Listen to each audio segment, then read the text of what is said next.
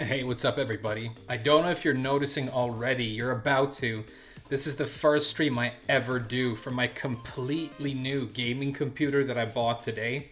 And I sort of went all out, and I've been spending a couple of hours today setting everything up. It seems to be working. I don't know. The only thing I'm trying to figure out now is how to change the stream thumbnail. I mean, what does it even look like right now? So exciting. It's kind of a Christmas gift to myself, you know? And we're going to be playing the Tekken 8 demo and figure out how well this new beast of a machine is going to handle the new game. It looks better. Hey, I'm so happy to hear that. It's you know, everything basically is going to be better. I haven't changed the camera, but the camera, like, you can actually tell what I look like. And it's not going to pixelate when there's like effects and stuff. One effect that it has had is that you can see that my highest rank is Yaksa right now, which obviously isn't true. I still have like TGPs and stuff, but because it's a new computer and save files are local, I'm guessing this is the rank I had the last time the system like did a backup or something. So this is like, I've looked at the customizations I have and stuff. This is like my account years ago in Japan, which is crazy. Hey, do you guys know how to change? Because usually I would change my stream thumbnail. Oh, here we go. Let's change it. Desktop. Here we go. This is the thumbnail.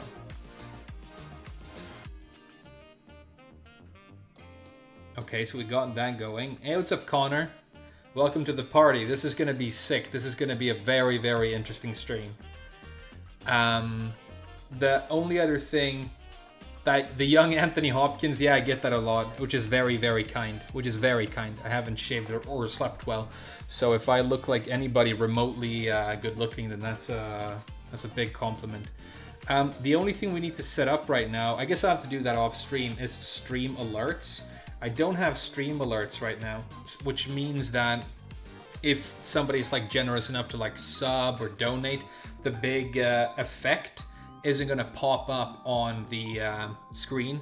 And I promise to set that up for you guys until we stream next time. But this time I kind of want to try out the specs. The specs I got, the graphics is, it's the RTX 460 Ti by NVIDIA, which isn't the highest end, but it is a high-end card. And it had pretty good reviews, some mixed ones, but specifically it seems to have some sort of functionality that makes it appropriate for streaming on YouTube. It makes YouTube streams better for some technical reason that I don't understand, but there you go. So what do you guys want to do? Do you want to try and rank up my characters because I'm Yaksa now in Tekken 7, or do you want to take a swing at the Tekken 8 demo and see if my new computer can run that game with good settings? Maybe we'll play the story or whatever. You know, there are no characters that I like in the demo. Tekken 8? You sure? All right, we'll try Tekken 8, and then how about we try Tekken 8 and then we like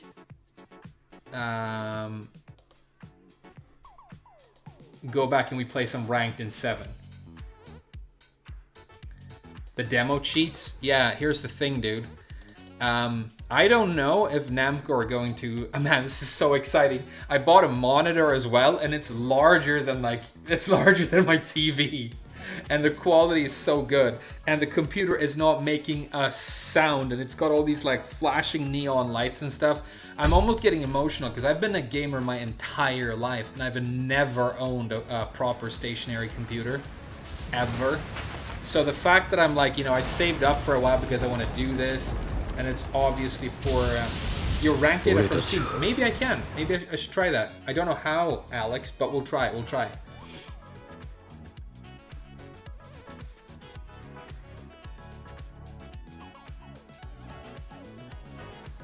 There we go. All right. So with the new streaming software that I have, the game should automatically be showing up on stream. So, oh, look, it is happening. It's happening. Okay, all right, all right. It looks good, right? I started it once before, and it automatically did the graphical settings for me. You have to turn off the in-game music, right? You have to turn off the...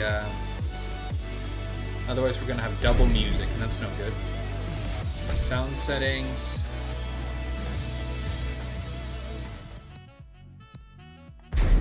There we go. Much better. Nice and quiet.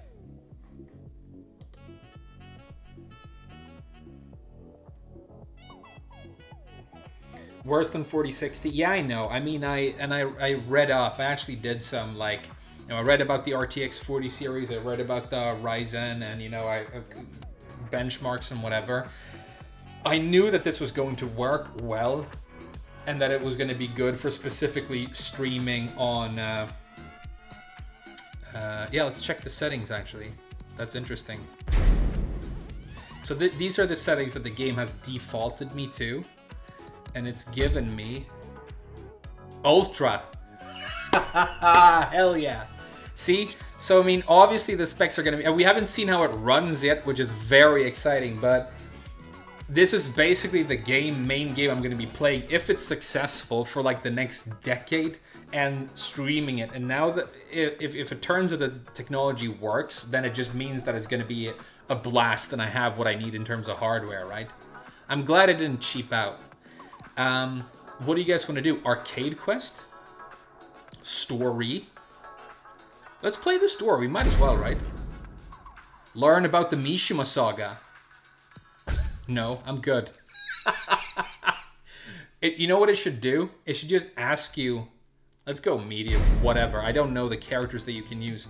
It should just ask you when you boot the game up for the first time, hey, would you like to main a Mishima? And then link you some main man videos. You're going to be a Mishima player anyway, right? Yeah, I know 4060 is on par with the 3060. I heard that as well for the benchmarks, that it barely outperforms 3060. But I got 4060 Ti, which is, you know... Oh, damn, look. Let's pause the music for this. No, let's not. Let's have music. Looks good so far. Rebel Army.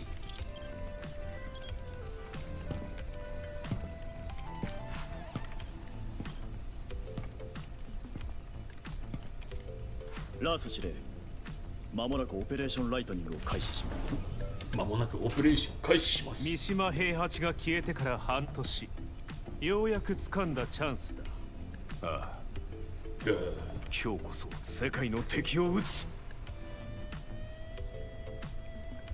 すべては。Lee looks like kitted out. He's got guns and stuff. He doesn't have electrical superpowers or whatever, so he's got to have like a biosuit and guns to keep up. I actually like that. I like that for him.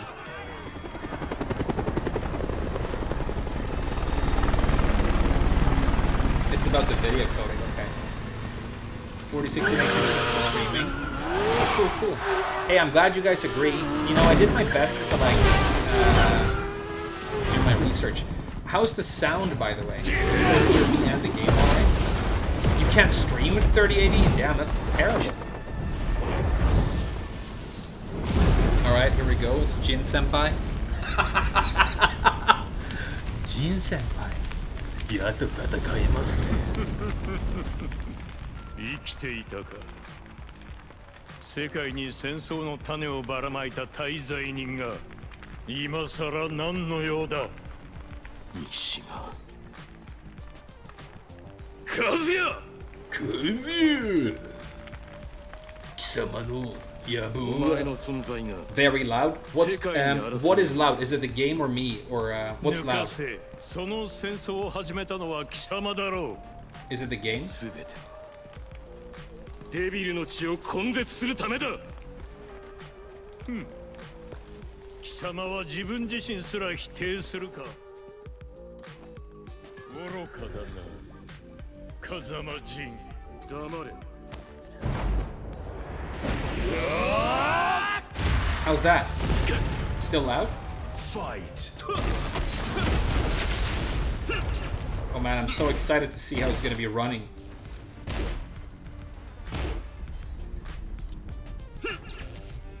Oh damn, it looks pretty good! Let's activate Heat with a Demon Paw, because it's broken, and it's gonna test the performance. Let's just do this move until we win, right? Because it's broken. And we'll do electrics.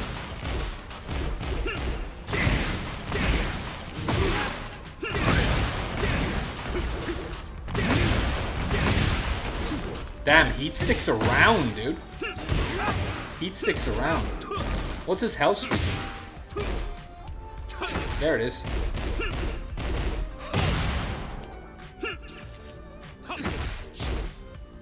They like programmed him to attack you when you go in, which is clever. We gotta do faster attacks.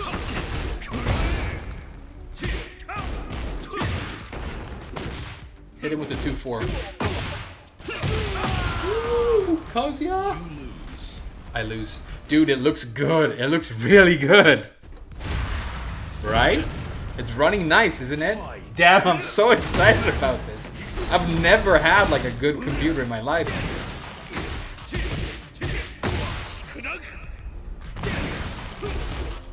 Let me get a health sweep, dude. Break the throw on reaction because I got a good monitor now.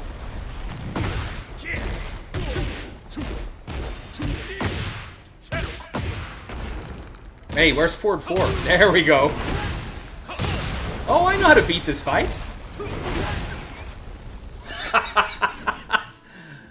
Can I skip this? Oh no, secret missile.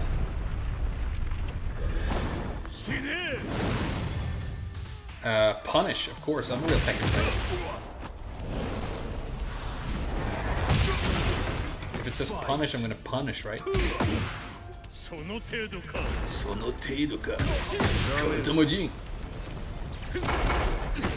Oh, more. I forgot 4-4. We gotta do 4-4.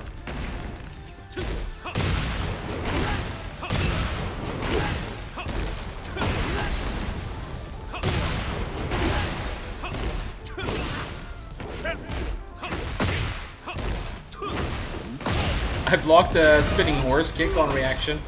I know it's not hard, but it's like the first time I've seen it in this game. Well, the good news is Ford 4 still works, you guys.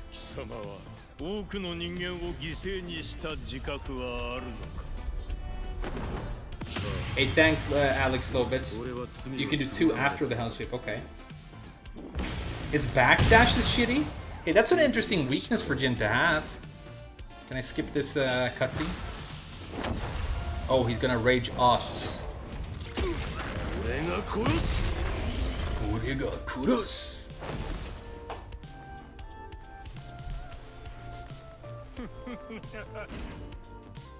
Skip movie, yeah. Skip movie isn't available? Skip movie! That's like, oh my god. I want to tattoo the word skip movie on my body. It's like, there we go. This is like the most important part for me, being able to skip movies. Because when I play video games, I want to play video games. I don't want to watch movies. Oh, I'm Devil Jin, dude. Let's activate Heat and do electrics. Let's do Health Sweep. I'm going to activate Heat with a Demon Paw, which I'm guessing is a Heat engager for Devil Jin. There we go. And now I'm going to Health Sweep. Let's hit confirm Flash Punch combo like a real Mishima player. This might be the first time I've ever used Devil Jin in my life, like officially, which is funny. Pretend you're Bob. Just pretend you're Bob and do Health Sweep. Damn, he's pretty strong. Let's go Kazuya. Let's go Kazuya.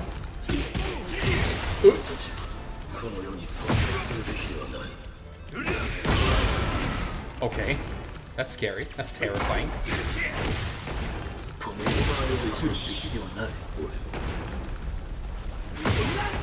Nice trade, nice trade. Not a combo, but whatever, you know. I'll win, I'll win. Ooh! Masku? Real Frame Whisperer Sui? Moveless, never mind. Alright, apparently Devil Jin has telekinesis. I didn't know that, but that's cool. Do the raid chart. What's the raid chart? Oh, it's down forward 1+2 for everybody now. It's universal, I just remembered.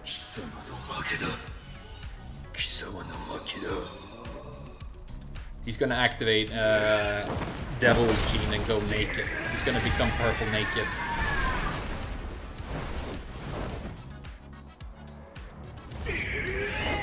I mean, it looks really good. The game, I mean, the story looks horrible, but it always is. It's always anime melodrama, but we're used to it, you know, whatever. It's a bunch of... And then the fists go... And then they're in a volcano, and then the game ends, you know, whatever.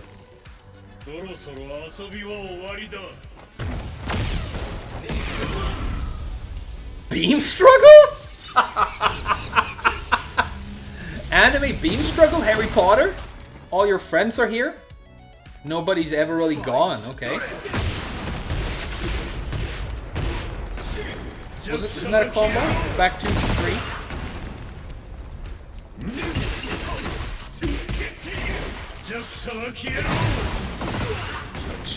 She's fish. He's quoting Akuma.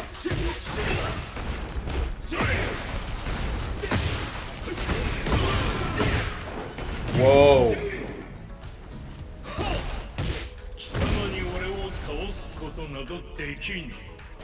Nado dekin. That's a funny way to say that. So there are more things that Devil Jin can't do except for defeating Kazuya. What is this new extension to Flash Punch combo? Is this real? Is this available in like versus mode as well?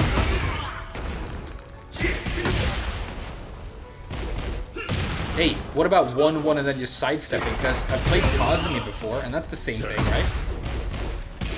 Yeah, just do Flash Punch combo. It's fucking broken, dude.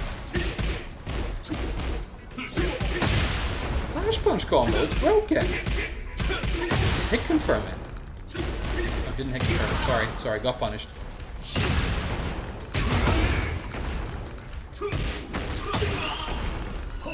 Where's my armor move? What's Devil Jin's armor move?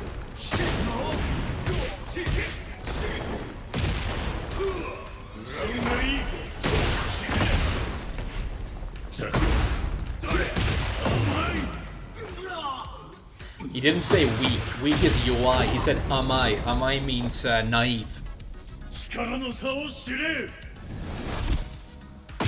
Oh damn, he's going full anime, dude.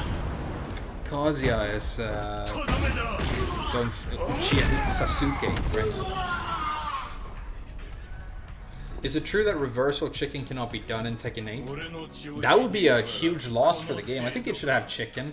Like, most people are too casual and bad at the game to do chicken, but it's good that it exists. It's good that it exists because when people complain about reversals, it's like you can tell them there is a mechanic in the game implemented specifically for letting you deal with reversals.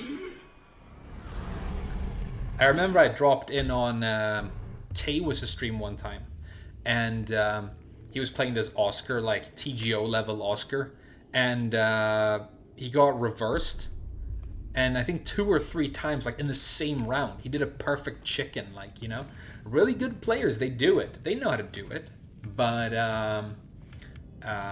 you know, it's kind of like the next level after throw break, because for the throw break you need to look at the hands. For the chicken you need to look at the limbs, or you need to be like aware of the move list, which adds another layer. The classic reversal setup for Oscar, right, is whenever somebody does a low, they have a very strong tendency to do while standing for, which is a good idea, which is why they do it. But they get hit by a low poke and they reverse and they get a reversal on the while standing for. But if you know that they're going to do while standing for and she reverses, then you can chicken because, oh right, no, it's your limb, it's not their limb. Oh, never mind. Yeah, I hope chicken is still in.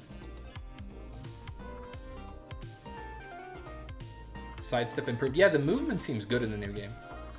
Yeah, cool movie. Cool movie. Is there more? Okay. Go to the version purchase screen? Oh, well, I guess any company would do that right there. There will be 32 playable fighters and 32 gold suits. No, I'm not going to buy the game. Well, I will buy the game, but not now. Wow, I really wish they put like... The reason it's dumb, let me explain to you why it's dumb that they put Jin Kazuya and Nina Paul in the game for the demo. Why I think that's a problem. Obviously, they're trying to push like the casual nature of the game in a big way. Yeah, I'm on PC. I bought a new gaming rig today, and I'm testing it out. And I'm running it on Ultra, and it looks amazing, and it works. So I'm so excited about that, dude. What do I think about Tekken 8? Do you think the heat system ruins the game? Okay, let's talk about what I think about Tekken 8. I'll finish this point about the characters included in the demo first, though. I know people have cracked the game and you can, like, do something forbidden and get all the characters. I want to stream this game, and even though Namco probably don't love me for my opinions, I don't want to, like, do something actually against the rules and get banned or anything. So, let's do the demo crack. Nah, dude. Not on stream. I don't dare. I'm sorry. Like, obviously, if there was like a point to it, I would consider it. But it's just forbidden, and there's no point, right? I can't play versus matches anyway. Who cares? It would be cool to do like testing, but you can't really do testing because the game doesn't have practice mode. But here's the thing, right? So Jin and Kazuya are known for being like execution-heavy characters. They're not really, especially not in this game, because electrics are trivialized and you can just, do whatever. But they do require some certain techniques, right? And then the thing with Paul and Nina is that they are both backsway characters, which means that you need to do your Korean backdash cancel in a very specific way to have it work, because that's the thing with backsway characters. It's the same thing with Brian, right? Now, I do my on-pad Korean backdash cancel in a way where I will occasionally get... I mean, it really works. It's clean. Like, I can backdash pretty well, but I do it in a way where my input is occasionally gonna trigger a backsway, which means that I would have to like readapt to my Korean backdash cancel input, or like readjust it to be able to try those characters and like do a backdash. So your options are like these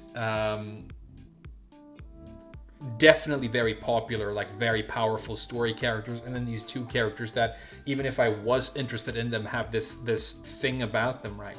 So I think it would make much more sense for them to include obviously Jin and Kazuya because they're in the story and they wouldn't get people hype, and buying figurines and stuff. But something like basic where people who just want to try the game out can like do the basic things, and all the Tekken players, there are 10 million of us who bought the previous game, can still like do our movement, do our stuff, right? So if we let's look at the roster of this game and like think about what would be the characters to actually include in a demo. Let's say that Jin and Kazuya are a given, right? Because half the community are Mishima boys and whatever. I'll say this is another problem with it, right? There's no question in my mind that Jin and Kazuya will both be two of the most popular characters in the new game. I think the overrepresentation of these two characters will be massive enough that it becomes a problem. Like, I don't know what this is, but like little anime waifus running around. Fuck this, let's go to another game mode. I just want to see the roster. But the fact that not only will like everybody who plays the demo now, all the new players will be exposed to specifically these two characters, which will funnel even more new players into wanting to play these two characters because they will have like potentially like over a month of experience using them in the demo, right?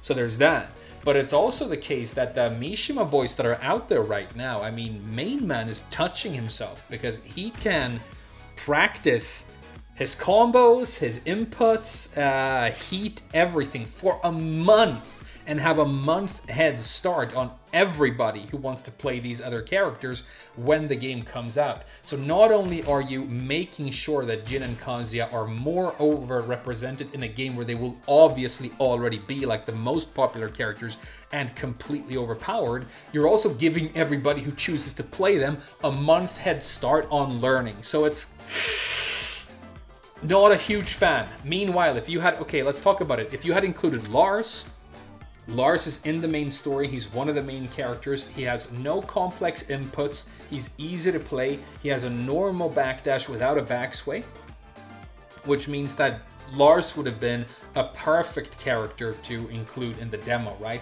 And it would also have made it so that I had a character to play in the demo and I could enjoy it. These 4 characters, I can tell you right now, I would probably play Tekken for the rest of my life, and these 4 characters will be in every game ever released. I mean, eventually they'll probably all have 16-year-old daughters, with purple hair, but the same move list, because that's the way it tends to go with Tekken when characters get older. But even if I play this game for the rest of my life, I will select these characters in a competitive mode 0 times. I find them complete duds and I'm not interested in them, but it's also like a matter of principle for me. So, it's sad. But I think if you had included like Jin, Kazuya, Lars, and then, what's another sort of basic character? And maybe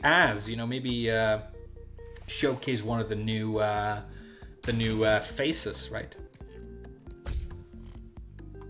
But, those are my 2 cents on the demo. So what do I think about Tekken 8 overall?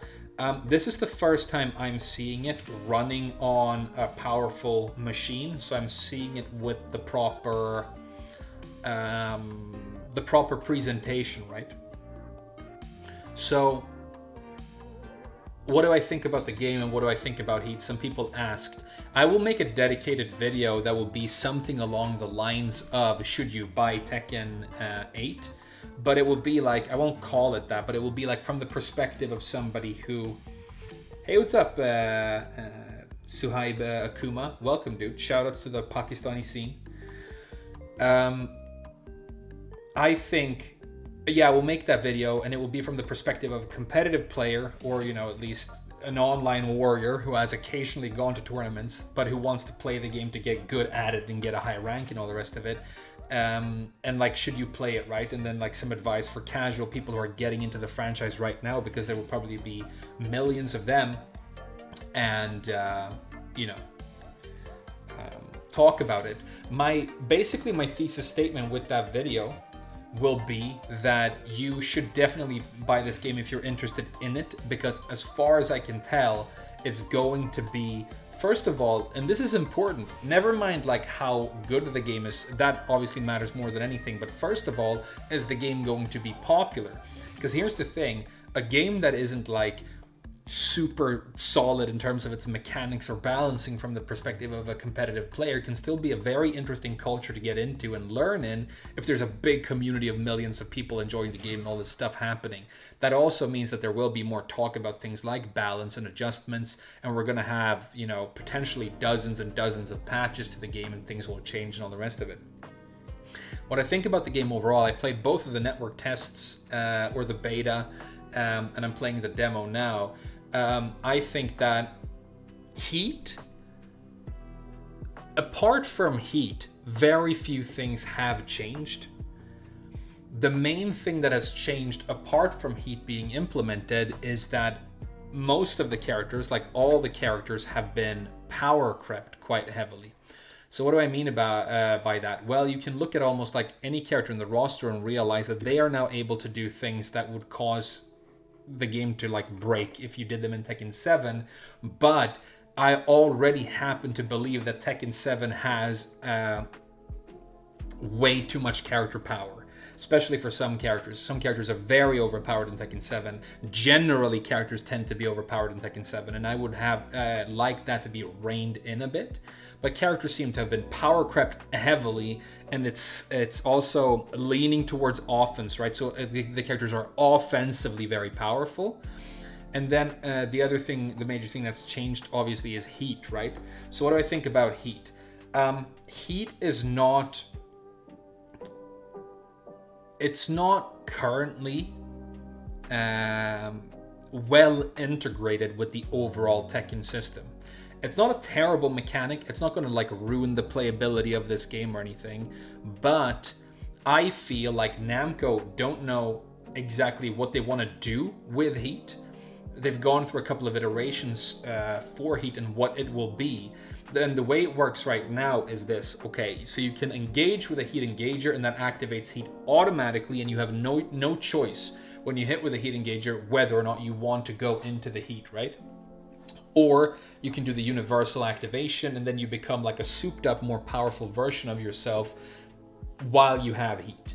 And you can either stay in that state and utilize it and the unique mechanics that you get access to during Heat, or you can do a Heat dash or a Heat crash or whatever it's called, a finisher, to do something powerful and then end the Heat, you know? Well, my problem with this is twofold. First of all, as we just learned playing the story right here, hey, Brian has an electric now, enjoy. Thanks you so much, Ibrahim. I'm sorry stream alerts aren't on because I have a new computer. I haven't set that up, but thank you so much for the generous donation. If Brian has an electric now, I haven't heard about it, and you're going to have to show me that information. I'm very, very interested. If you have a link to that happening, is it Jet Upper? What's happened? Anyway, yeah, getting back to Heat, and thank you again, Ibrahim, for the donation. Demon Paw, Ford 42 for Jin is a Heat engager in this game, but Demon Paw for Jin also happens to be maybe like the most important neutral tool for Jin as a character. I mean, maybe not an 8, we don't know what's happened with his character, but it's going to be a key move. It's the gap closer, it's the mid check, you mix stuff with it. It's this very, very important, very safe move for Jin. He does it all the time. Now, you will want to use Demon Paw with Jin in all kinds of situations. You might want to use it right at the beginning of the round.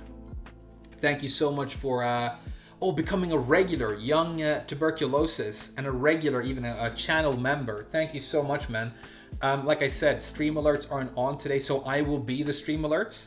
And thank you manually, and then I will have some cool, effects when we stream next. Thank you so much, man. Well, what if you want to have access to this Demon Paw, one of your most important moves, but you're not interested in going into Heat right now? You know what I mean? You might want to conserve your Heat. You might have a character that excels at utilizing Heat to end the round. I think a lot of characters are going to be like that. It's my prediction for Zafina, for example. I think Zafina's like winning strategy is going to be to whittle the opponent down to where they will die from a single combo, going into activating Heat, getting into Scarecrow stance, and then using her new unseeable low launcher from Scarecrow stance to close out the round. I think that's Zafina's basic game plan in the new game, especially because she now has a Scarecrow transition off of her plus on block mid slash kick. So you're going to be able to run the opponent down, do a jump kick, put them at disadvantage, access the Scarecrow stance, and then launch them using Scarecrow down forward 4, or the Heat smash version, so 2+3 is the input in the new game. Happy holidays, Cosmos Keyblade. So do you understand what I mean, right? You will want to do Demon Paws all the time, but you might just want to check the opponent with a Demon Paw. You're throwing this out in neutral to check the opponent. You might not be interested in Heat. It connects, and because it's a Heat engager, you automatically are now forced into Heat. And you have to try and capitalize on it as much as you can. Otherwise, you've wasted the Heat, but it does not give you the option of going into Heat when you want to. You lose the control over your Heat because the Heat engager will force you into it whenever it connects. It's almost like Namco are thinking, well, why wouldn't you want to get into Heat whenever you can? It's so good, and it's all about being aggressive. I think a good player is going to want to use these very important Heat engaging moves. Yeah, Hanshiko, it's the new computer, and it's looking really good. It's working. And that's going to bother me, and I think it's going to bother especially legacy players or dedicated Tekken players, right? So I think the way to fix that problem for Heat is very, very simple. It's my biggest and most like requested update to Tekken 7 right now. I think it would change everything and make it so much better. And maybe you guys can... you have to think about when you're going to Demon Paw. Exactly, but here's the thing. If it was like an obscure move that you don't use that much, like Elisa has the new up forward to chainsaw swipe, I don't think that's going to be like a major move for her. So if you just want to whiff punish with something fast and then run in and get your heat, you can use that move. But here's the thing. You don't want to have to think about whether or not you should use Demon Paw when you're Jin, or these other moves for these other characters. I mean, Lars has Silent 1 as a heat engager. Silent 1 is like an important mix-up mid from Silent, right? And so you lose a lot of control. So here's the fix that I propose. And I think I'm right about this. You guys will let me know what you think. But I think this is like the main thing we should request for a major update for Tekken. Maybe for the first patch. Maybe they could do it until launch, really. When you hit with a heat engager, they should make it so if you hold back, heat doesn't activate. And so you can use the heat engager and you can choose whether or not you want to heat engage. The other way they could do it is the same way as Universal, Tag Assault in Tekken Tag 2. What happened in that game was when you spun the opponent in combos or bound them, if you press the button at the same time, that would activate the Tag Assault. So you could do it like, you do a Demon Paw with Jin, and when it connects on hit, you press like a hotkey. Maybe you have it bound to R1, or maybe you press 1+2 or whatever, and then it activates heat. And that means that you now have access to all of your heat engagers for all of their great normal properties. But you're not forced to like, and also when you throw a normal Demon Paw, here's the thing, right? You don't know if it's going to connect or not. Which means that you don't know if you are now going to be forced to do heat stuff or not. And all you want to do is a simple like mid check, right? And get a knockdown, maybe apply some Oki, you know, get spicy. So I think this is, I think options. I did a Wave Dash podcast with, I think we had like Main Man and Sephi Black and Legendary Mihawk and all these like super cool top guys on. And we talked about what is special about Tekken G. Why is this the franchise that you've committed to? And what they said was, Main Man was on, he said the same thing. It's the fact that you have these options, right? The opponent can force you into situations and try and trick you, but because of the way the game system works, you have these options. And you can like think about things and try and sneak out and try and like come up with solutions. And I think the fact that heat engagers force you into heat and don't allow you for options is limiting player freedom and player creativity. And it feels weird because they've made key moves for the characters heat engagers, right? And you like can't use those moves if you want to convert. I mean, I can see some people, I can see myself doing this, actually activating heat early and getting it out of the way so that I can get access to my normal heat engager moves for just their normal good properties and not having to worry about the heat engage happening. And that, to me, if players end up doing that, it's proof that the system is poorly integrated. If people are trying to get around your game system to get to the gameplay they want to get to, then it's a poorly designed game system, right? The other thing with heat, and this is the thing that we've heard many of the major competitive players talk about, you know, the people who like will win major tournaments, Evo and stuff.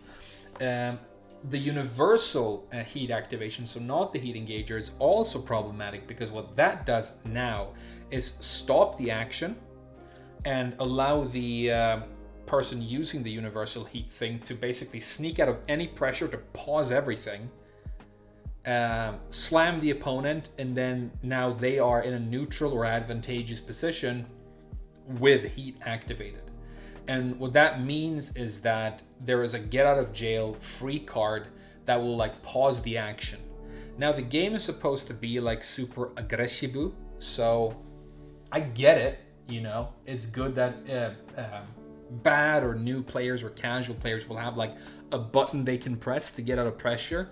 But here's the thing, it's much more useful to learn about sidestepping, to learn about backdashing, to learn about armor moves, to learn about reversals, to learn about what highs you can duck, what mids you can punish, what lows you can parry.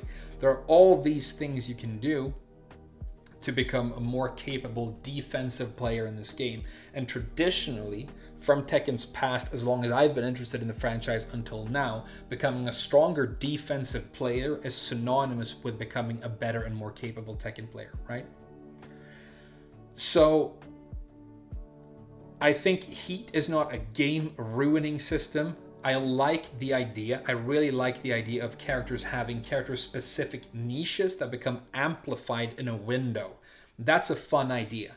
Like Zafina having to spend health to use her purple hand and then not having to do that while in Heat. That's a fun idea, right? That's a fun idea.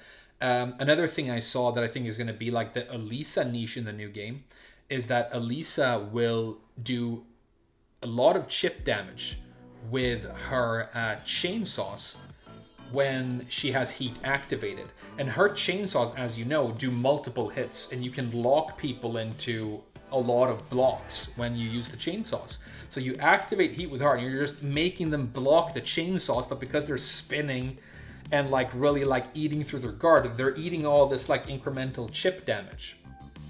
And that's a really fun, cool niche for her. That makes sense. Even like in world, it makes sense because you don't block a chainsaw with your arms, right? So it's a great idea in that sense.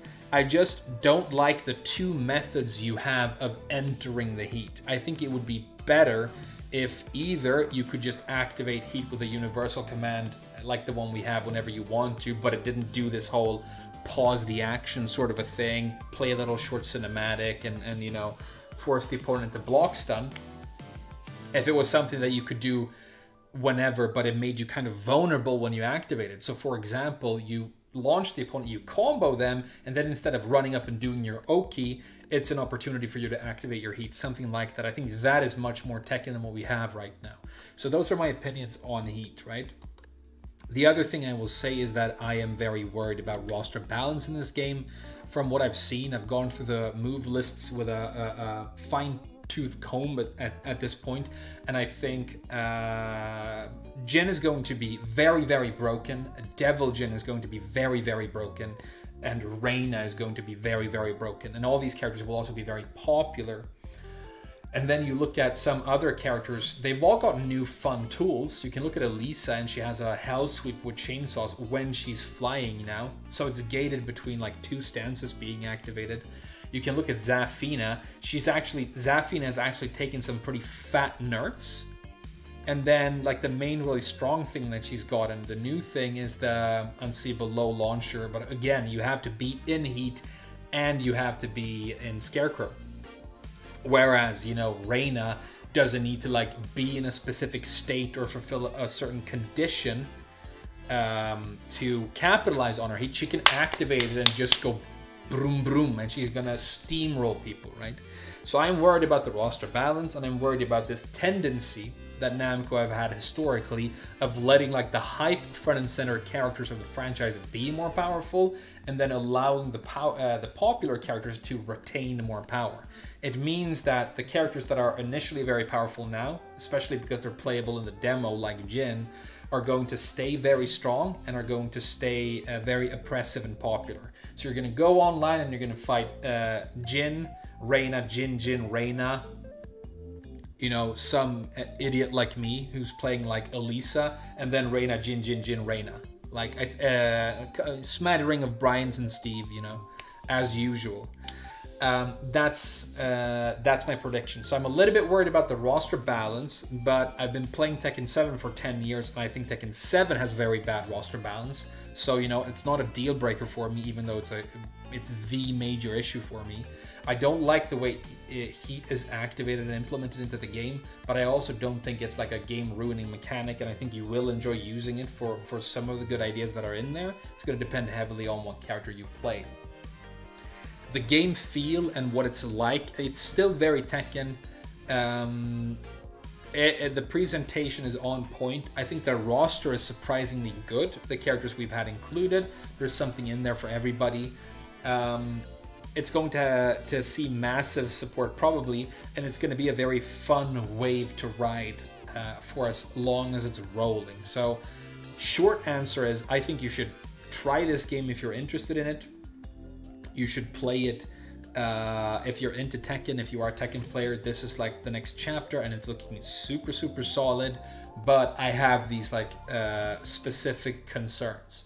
But if you're interested in seeing how it pans out, maybe stick around and watch the channel. I'm going to be making, hundreds of videos explaining and exploring this game. Character guides, breaking down mechanics, like I did for 7 back in the day, but from the perspective of somebody who has now played the game for much, much longer, right? And no, there are no rage drives in the game anymore, but there are rage arts. I think you should have removed rage arts, kept rage drives, but they did it the other way around. There you go. I like the fact that Steve has a bloated fat person face. I like the fact that Huarong is wearing sweaty pajamas for his new outfit, but everybody else is looking awesome. That's pretty cool. And I also like the fact that electrics are now completely free and require no execution, which means that the Mishima players who like to tell you how they play these advanced characters that are hard to use don't have any arguments anymore, because their characters are now specifically designed for newcomers and casual players to get free, powerful stuff. So basically it's going to be 10 years of laughing at Mishima players, and they're not going to be able to be as self-congratulatory as they've been in the past. That's cool. Let's see how Tekken 7 runs on this computer.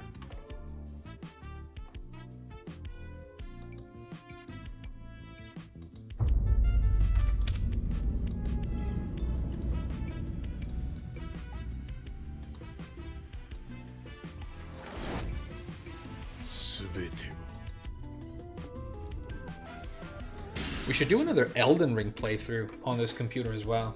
Maybe I'll do a strength build. Feeling cute, might do a strength build later, I don't know. Electrics aren't hard though.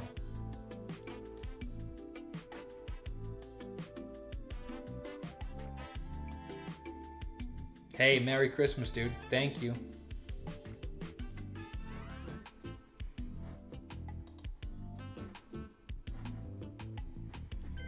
All right, so because I have a new computer and I don't have like my save files or whatever, I've lost my rank.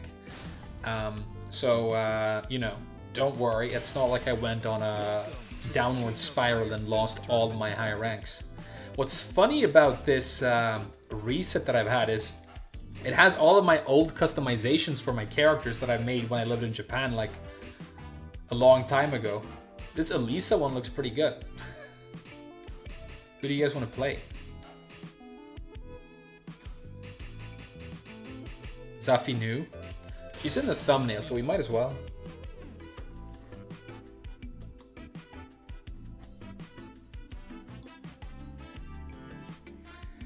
I'm a new Tekken player and I wanted to main Steve in Tekken 8. What should I do to prepare for launch? Well, you can't, unless you own Tekken 7, you can't practice him in Tekken 7. And he's not in the demo. So there's very little you can do to like, yeah, I'm smurfing right now. There's very little you can do to prepare in terms of learning Steve, except for the fact that you could watch up-to-date character guides for Steve in the current game in Tekken 7, so you get like a sense of what the character plays like typically. And then I bet there are a bunch of good Steve players who have made breakdown videos and commentary videos on Steve's move list, which we have for the new game. And they will like explain how Steve is changing in the new game. What's going to be like the most important key things about him, in the new game. They'll be wrong for the most part because we like to make predictions. Damn, the game looks so good. Woo! I wonder if I'm gonna like play better now that I have like better response times and everything. Because we love to speculate on what the new game is gonna be like, but we obviously know very little. So there's not that much. I think maybe you should also like worry about how is Tekken played as a game. What are like the fundamentals of this game system, right? figure out, if you're a new Tekken player, you want to figure out what controller you're going to play the game on. Are you going to be a stick boy? Or are you going to be a pad boy? Do you have the pad? If you're going to play pad, get a DualShock 4. It's the superior way of playing the game, as far as I'm concerned.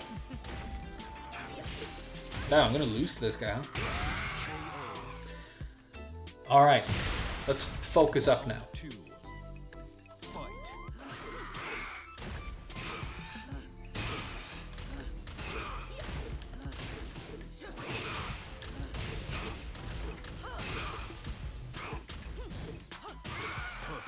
That's better. Round 3. Fight.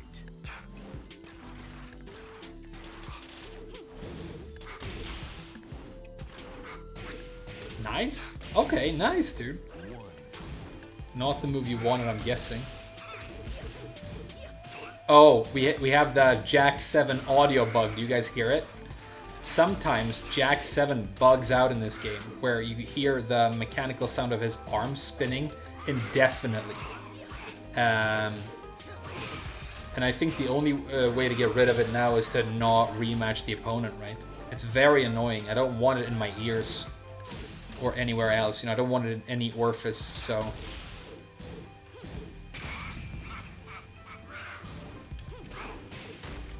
We'll play this guy once and then we'll go to another match. Damn, the game looks so much better. This is very exciting. I'm gonna like try all my favorite games on the new computer later. I'm gonna play some World of Warcraft. I'm gonna play some Lies of P, some Elden Ring.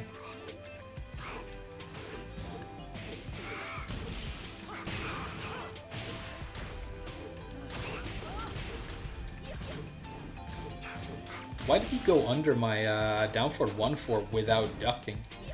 That's strange. That's strange. You still hear the whirring sound, right? This is your fate. Oh, it's finally gone. It's so annoying. I mean, and that's been happening since arcade. I remember that happening on arcade machine.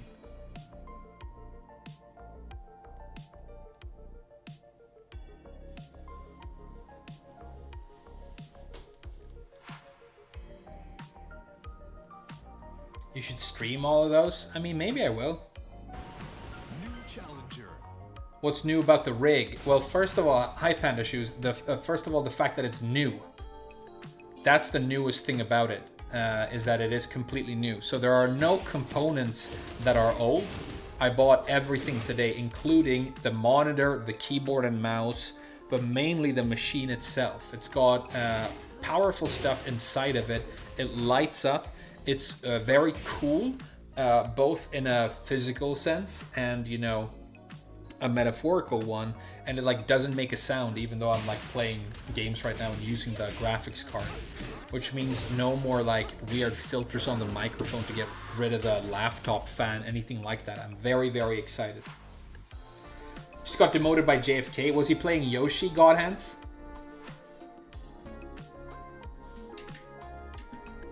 I played against JFK twice yesterday off stream.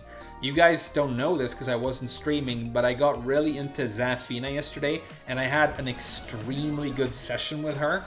I beat JFK in 2 different sets, even though, you know, he played really well and he beat me a couple of times. But first match I think I won 3 out of 5. Second match I think I won 2 out of 3. I promoted all the way up to almost TGP. So I'm almost back at TGP for Zafina, although currently I am a Yakuza. So I'm essentially TGP Zafina playing Yakuza right now, which is unfair to these players that I'm versusing. But, you know, it's hopefully going to be quick and painless and then I'll be out of your hair, you know. So don't get too upset about the fact that I'm Smurfaroo right now. Man, the monitor looks so good, and it's like, if you want to, it's like an expensive monitor. If you want to adjust it, you can adjust it this way and that way, and it just like this mechanical slick feel to it. It's not like you do that thing. It's just like it's slick.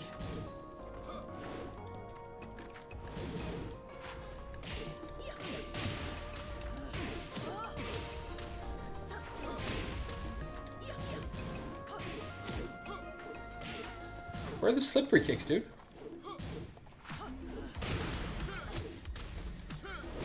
Oh, he mixed the running 3 with the cartwheel. Classic, okay. Hey, good for you, dude. Nice round. Round 2. Fight.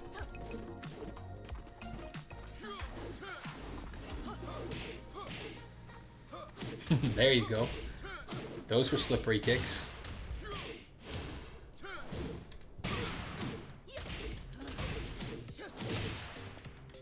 Oh my god, it runs so much better. I can feel it in the combos.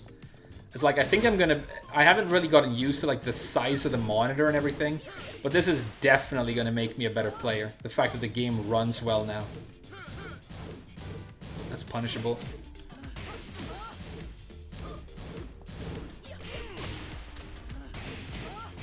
KO. Round 3. Fight.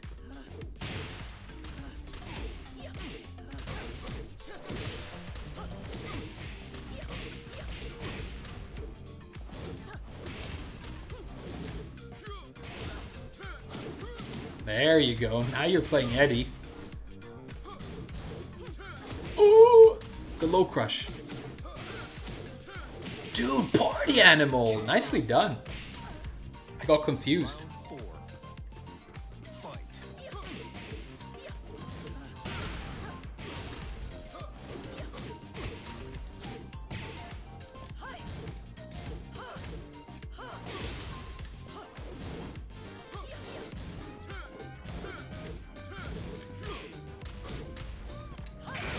I haven't done any forward 4s yet, and it's the most important move of the character that I'm playing. Fight.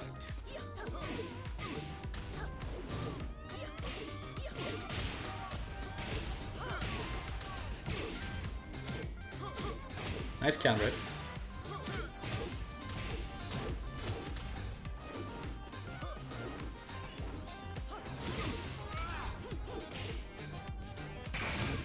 Nice rage drive. Oh! He got me. Well done, dude. You lose. The new PC is as powerful as 2 hatchet kicks, dude.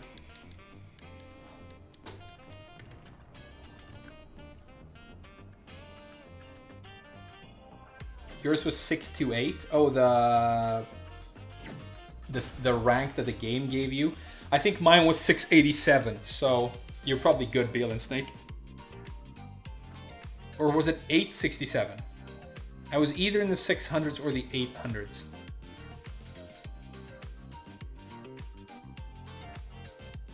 AMD. 68. Okay. Hope they put Eddie in. I think they will. Traditionally, there's always a capo.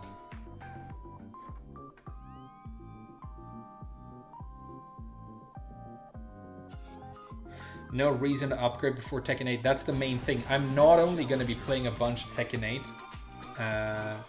But Panda Shoes, here's the thing. The 3060, apparently, compared to the 4060, is kind of similar in performance. I have the 4060 Ti.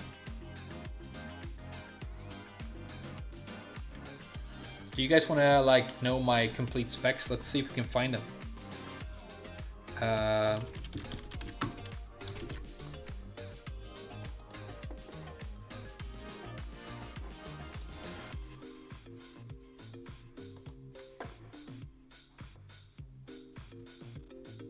Okay, here we go. The specs are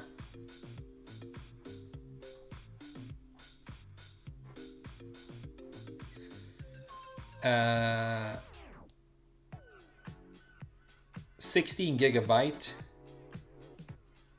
1 terabyte solid state drive. It's got a GeForce RTX. Oh, sorry, no, I'm lying to you guys. I'm sorry. I don't have the 4060 Ti. I have the 4070. Sorry, I decided to not go. That's right. I didn't go for the. I didn't go for the 4060 Ti. I decided to go for the 4070. I have the 4070. I have 1.24 terabyte SSD. Core i5. The processor is an i5 12400F. And I don't know what that means, but you know, it's probably good. Yeah, I have the 4070 Ti, sorry, 4070. Sorry, I lied to you guys. Pre-built, yeah. There's a place in Sweden called. I didn't build it myself, but they build custom computers for you, and they like sell them as a package, right? So it's like custom built by them, and they like do gaming computers. Punish the hop kick, delay the final hit. Nice punish, Danny Jax. Make sure you're Raijin. People aren't supposed to be punishing at these ranks. Caught your slide though.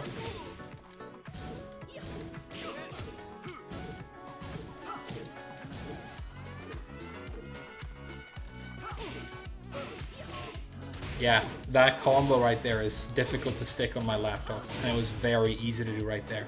I honestly think my Tekken's going to improve as a consequence right here. I think I'm going to be better at the game because I have better performance. I'm not used to the screen being this huge. I also don't have a good controller cable right now, so I'm kind of having to hold the controller between my legs, which, you know, I bet you guys wish you were down there, but it's not ideal for a controller situation.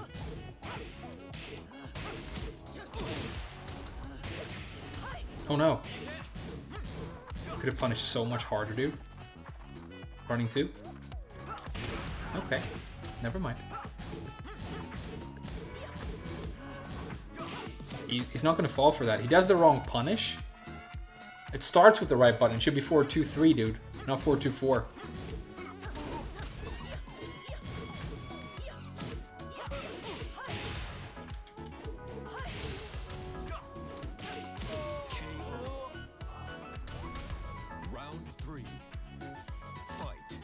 Yeah, so I'm not entirely comfortable with the setup yet, but I feel like I'm going to get there with a couple of hours of gameplay, and you know, that's what we're doing right now. Good block, good block. No punish though, that's punishable.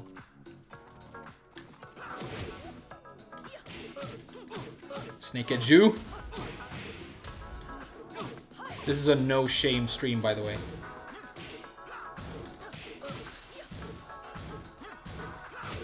There could be snake edges at any moment. Gloves are off. Damn, I'm so... Like, it's scary to buy a new gaming computer because it's expensive, right? You're going to spend... I mean, maybe some of you guys are rich or whatever. 4070 is the best value for the 40XX series. Hey, thank you so much for letting me know, dude. Yeah, I was looking at a computer that had the 4060 Ti, and I decided to buy it, and then it was out of stock, so I went to the website and looked around, and I found this thing, and it's even better, and they reduced the price of it, so it was as much as the computer that had the 4060 Ti. So I basically got a better graphics card for free, because somebody bought the computer that I wanted before me. That's crazy! He interrupted Starfish with down 4-2 and got a combo. I've never seen that happening before. First of all, I was airborne, and you got an unscaled combo, which makes no sense. Second of all, that move basically has invulnerability, dude. How are you going to do a 15 frame mid and interrupt it? That's crazy.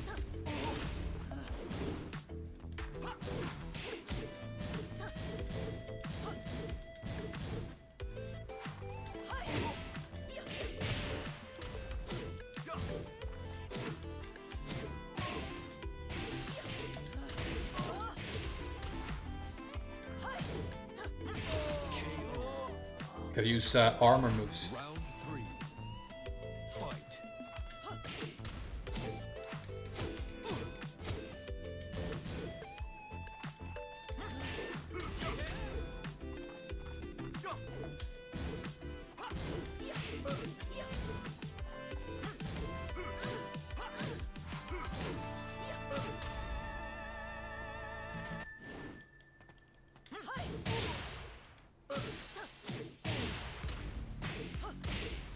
Yeah, I'm slowly getting the hang of this setup.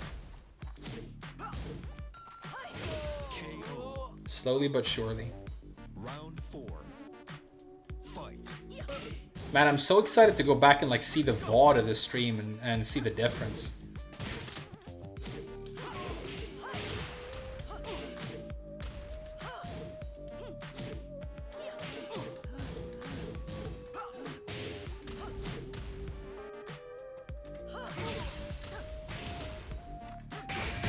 Nice rage drive. Nice combo. That was like an optimal combo for Shaheen right there. Well done. Well done, Danny. The nerd talk is making your pee-pee shrink. Yeah, I know. Merry Christmas, everybody. Yeah, like, it's scary to buy a new PC because it's a lot of money, it's a big investment, and it's also something that you're buying for pleasure, right? So, you know, your parents aren't going to approve. Maybe you're like me and you're at an age where that doesn't really matter and you have your own money, but whatever, right? Like, there are people who are out there and who are struggling and they really want to play Tekken 8 and they're going to buy like a gaming rig for playing it, and it's not going to be the right choice. But if you consider the fact that I play video games all the time and I play specifically Tekken a lot on PC, I'm going to be playing the new game for like at least half a decade, maybe a whole decade, and I will also be streaming it, making some of that money back over all those years. It just makes sense. And now that I'm trying it, like, it makes me really happy how well it's working. I've never had this in my life, a computer where I don't have to worry about the performance at all. It just runs and it looks perfect, right? I've never had that, and it's totally worth it. I have like zero buyer's remorse right now, which is great.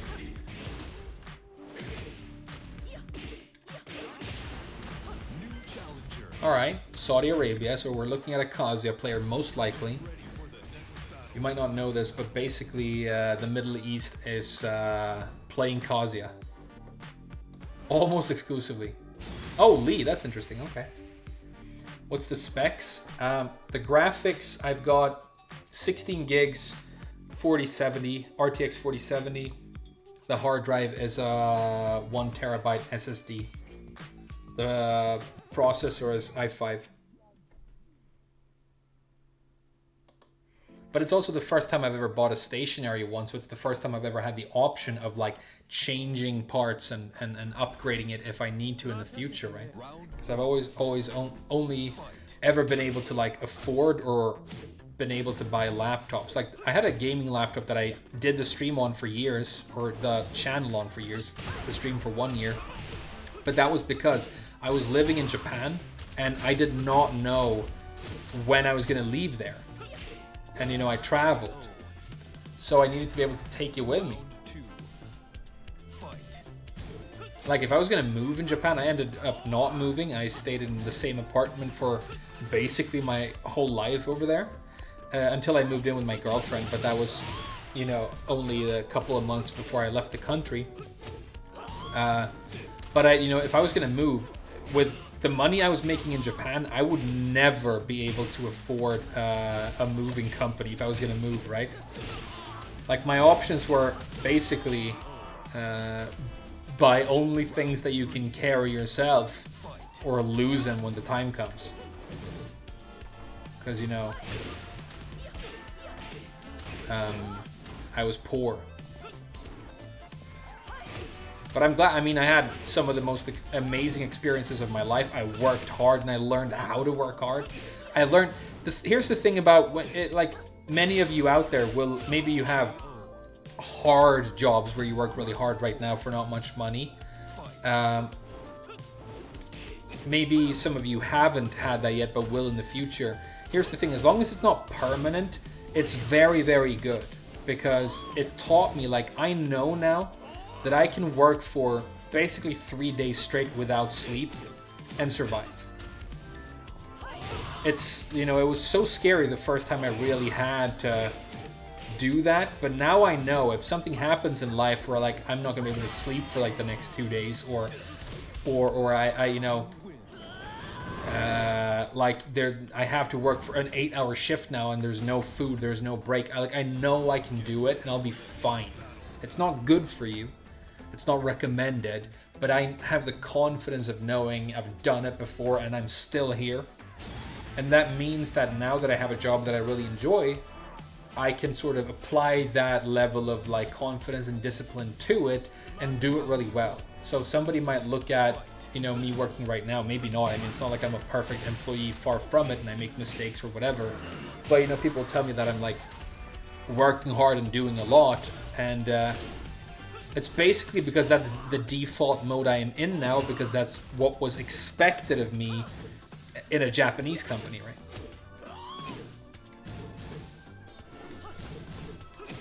And the fact of, like, for example, when I met my girlfriend, I didn't have much money. She definitely had a better job than I did. You know, she managed a whole restaurant. And you know, it's not like we were rich or anything. And I listen to these people, right? I listen to these podcasts sometimes. You know, it pops up in YouTube Shorts. It's like a whole thing now. Where, like, the girls, the young women now will be like, yeah, he needs to be this tall. He needs to make this much money, you know. And it's always like hundreds of thousands of dollars a year, if not millions. And, you know, you only have that much money or that kind of a lifestyle when you're a young guy if you're either like the son of somebody who was rich to begin with, which means that what you have isn't really yours and you haven't really earned it. So it's not really a reflection of you whatsoever. It's more a reflection of the fact that you probably had a strange and kind of arcane childhood that made you into a weird, possibly quite callous person who lacks a bit of perspective, which is not good if you're looking for a life partner. Or you're a criminal, basically. Or maybe, I mean, I guess there are, like, people who become popular Fortnite streamers when they're 16 and become millionaires, but, you know, it's not like they are a dime a dozen. And then the girls, you know, the guys are looking for traditional women. They need to, like, you know, call me king and lick my asshole and make my food, because, you know. And I get that there is, like, this migration towards traditional values and relationships now. It's kind of like, I think, a Western cultural reaction to PC culture and the pandemic and all the rest of it. And I get it and agree with some of it, but it's like, when I met my girlfriend, she made more than I did and lived in a nicer place, but it's not like we had a lot of money. So when we went to the supermarket and there was like a deal on some nice vegetables, we would be like excited. And we would, like, you know, we would have to sometimes worry about money. And we were not poor, but definitely not well off together. We were basically working class together. But we made it work and we had each other. And I slept on a mattress on the floor. And when there was a birthday or something, we did our best to buy something nice for one another. You know, it wasn't a new car, but it was something that she thought that I would like, and she was always right, and it always made me so happy. Not because I got, like, exactly the thing I wanted. Obviously, that's part of it. It's nice to get new things. But it was because she was like, here's something that I want to give you. And that makes you so happy, right? And now that we're doing better, you know, I have a much better job and a much better situation right now. Now I make more than she does. And I'm able to support both of us. The fact that we've been through that, again, the fact that we've sort of been poor together, but we had each other, and it was, you know, it was amazing, and we had so much fun. And we now know for a fact that we're together for better or worse, because we've already had worse. And we were solid. We were so solid, right? And that's kind of what I would want to say to those young people right now. Is like, instead of being like a 19-year-old who wants to meet like a, you know, half-baked NFT criminal who like makes a billion Bitcoin a day or whatever and drives a certain car, don't underestimate the beauty and the power of struggling together with somebody and throughout that struggle supporting one another and surviving. If you can do that, you know, you don't have to check his phone and wonder if he's gonna like be cheating on you, because you'll know that he's not. You'll know.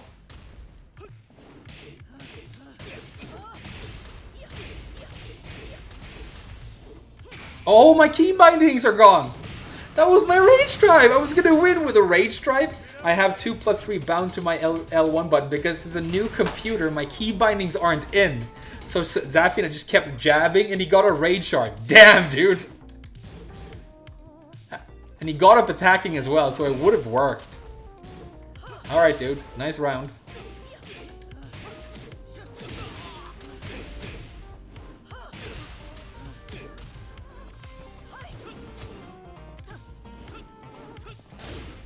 Blazing kick, nice. Low, yeah. I was gonna say slidey slide. Do the running move, dude.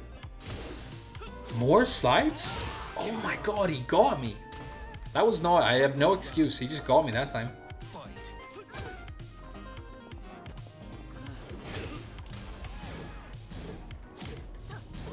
Good block. Should have punished, dude.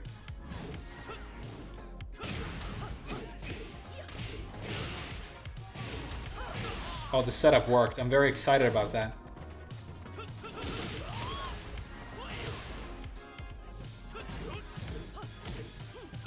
Oh! GG's.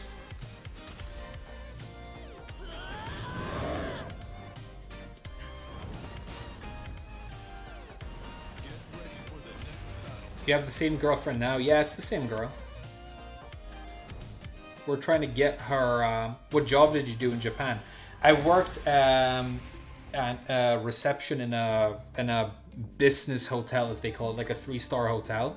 And then I ended up also, because I spoke English and stuff, I did some sales and stuff for them as well. But I worked in a hotel, and I had like an hourly wage of maybe... what was it? Like around 1,000 yen. So like basically $9 bucks an hour.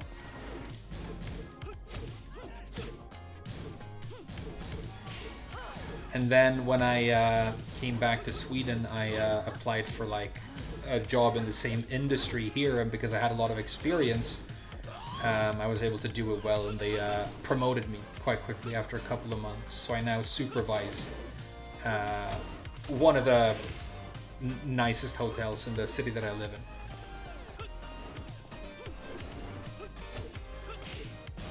And let me tell you, if you're going to work in tourism, like working sort of slightly more on the high end with like luxury stuff, it's way better than working in a cheap place, simply because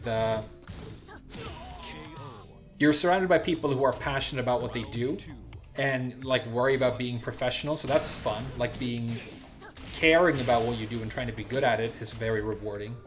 But it's also like you get a different kind of customer, like obviously, or guest, shouldn't say customer. Obviously it has its own challenges in a big way, but compared to like a 2/3-star hotel in Japan that had, rodent issues, cockroach issues, almost fell apart when we had major earthquakes, 10 stories, and when the big Kumamoto earthquake hit, there were cracks in the walls going up the hotel, and the elevators were just out of commission for a couple of days, so we had to carry all the luggage for all the guests coming in. So imagine it's Japan in the summer, it's 40 degrees Celsius outside, 99% humidity, you're in a shirt and tie, and you're about to carry like 4 suitcases up 10 flights of stairs, and then go back to work, because there's somebody else waiting to be helped, Damn, that was rough, dude. Good block. This guy's like improving. It's the demotion buff. Ah, I didn't think I would mix from full crouch. I'm a waifu character. That's what we do, dude. Oh, mixed up the slide input. I would have blocked it, so it's actually better for him that he didn't get it out.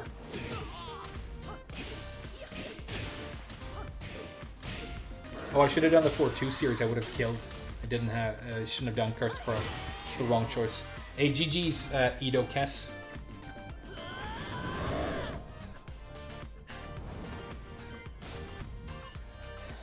Thank you for liking the stories, guys. Yeah, it's like a Christmas stream. We're talking about stuff.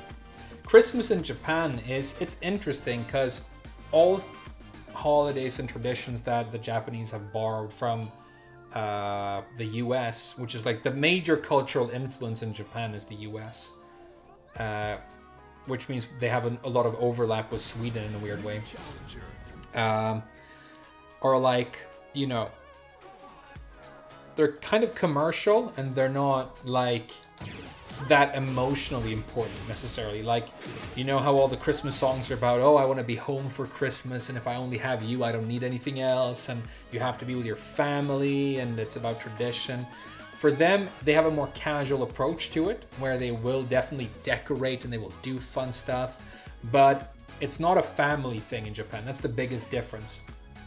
Christmas is mainly a romantic holiday. It's kind of like Valentine's Day. It's the day where you you tell the person you've been into for a while that you're into them, and maybe you go on a date and you kiss underneath the Christmas tree. Not physically like underneath the tree, but like, you're tree adjacent, right? The traditional Christmas food in Japan is buckets of fried chicken from KFC, no joke. KFC had this idea where like, well, we don't have turkey here, but we do have chicken. So like people will, if you want to get like a bucket of KFC for Christmas in Japan, you actually have to book like weeks in advance because they will sell out. Like all the places that do chicken, the supermarket, whatever, they will be like physically out of chicken. They make so much money selling chicken. And then for some reason, what you have after the bucket of chicken in Japan is always strawberry shortcake. Go figure. Yeah, third. They do have KFC. That's exactly what it is. I got a friend request from Ido Kess, the guy we just played. Let's accept his friend request and tell him GG's. What do you guys think? Where do I go to accept? I've never like accepted a friend request, so don't really know how I do this. Here we go, accept. Your fate is already. Round 1. Fight. He's either going to say GG's and Merry Christmas, or he's going to call me a Smurf and be upset. We'll see what happens. Yeah, I sidewalked that, but whatever. Nice homie move. Wow, what a wrong player. He's doing Marnslag, he's doing throws. He's doing throws. He's doing throws. Alright, I'm going to focus up because I want to beat this guy.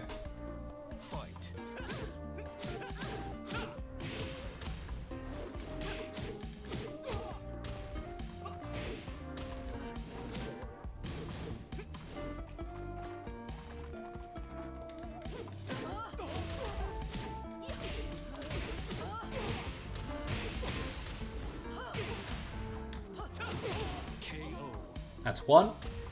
He's on a streak. He's about to promo.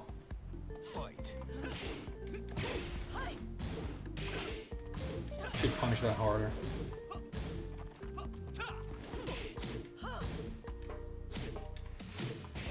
Oh, of course he attacked. Of course it was a counter hit. He's a Huarong. When are Huarongs not attacking? Linear running move?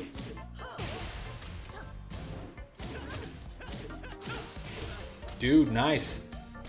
Oh, he got me! He got me, okay. I gotta be good now. Not my specialty, but I'll try.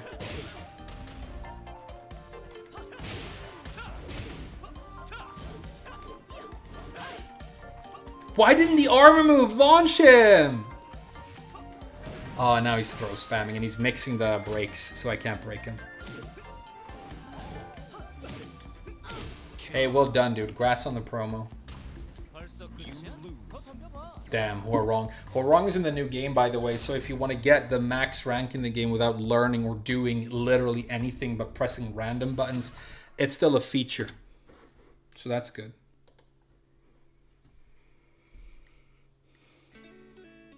Do you think Tekken 8 has greater potential than Tekken 7?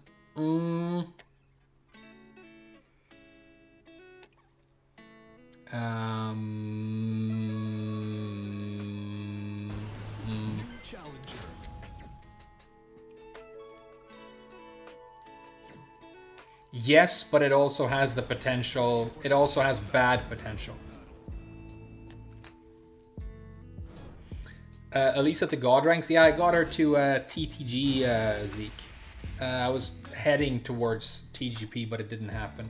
And then I bought a new computer, so now I'm back at low ranks trying to build back up. For some reason, the win counter is like correct. I have 972 wins on my Zafina, but the rank is wrong because my Zafina is TTG right now. So I don't know why it works this way, but ranking data in Tekken 7 has always been terrible. Tekken 8 has more potential in that sense. It might have anti-cheat, It might not save your ranks locally. It might do, you know, those things right, which would be good. But I also think that if you look at some of the worst decisions that Namco made with Tekken 7, for example, making all the late DLC characters very broken to boost their sales. That's the classic example for me, but that's one thing, right? Charging for things they shouldn't charge for, things like that. Namco made a lot of money making all of those decisions because as consumers, we failed to punish them for their scummy behavior. I think they were essentially rewarded for their scummy behavior because people bought, you know, millions of copies of the game and bought all the DLC or whatever. So while I think Tekken 8 has the potential to be an even bigger success than Tekken 7, it also has the potential to sink to new depths of depravity. It has the potential of having worse balance. It has the potential of, like, you know, repeating all these problems. So yeah, I'm very hopeful for T8, but it also like could definitely go sideways. Looks okay for now though. Let's stop talking and beat this guy. What do you guys think? Oh, that doesn't connect, huh? Dude, you're doing so many slippery kicks.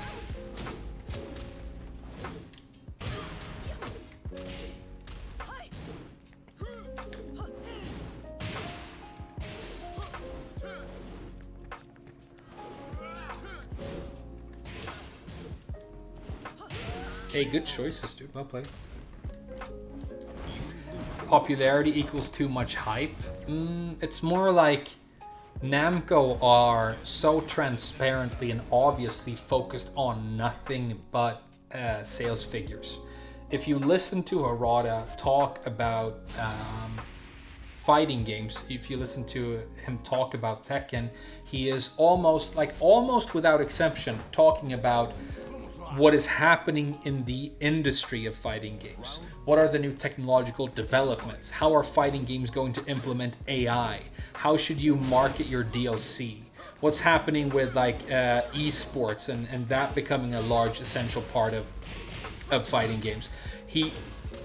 I mean, basically never, as far as I can tell, ever, or at least very, very rarely, talks about his passion for these games as games. He never talks about playing fighting games, what's special about playing fighting games, what he enjoys about Tekken as a system, how he feels this franchise has matured, not in terms of sales figures and popularity, but in terms of how it plays mechanically since he like invented it, you know?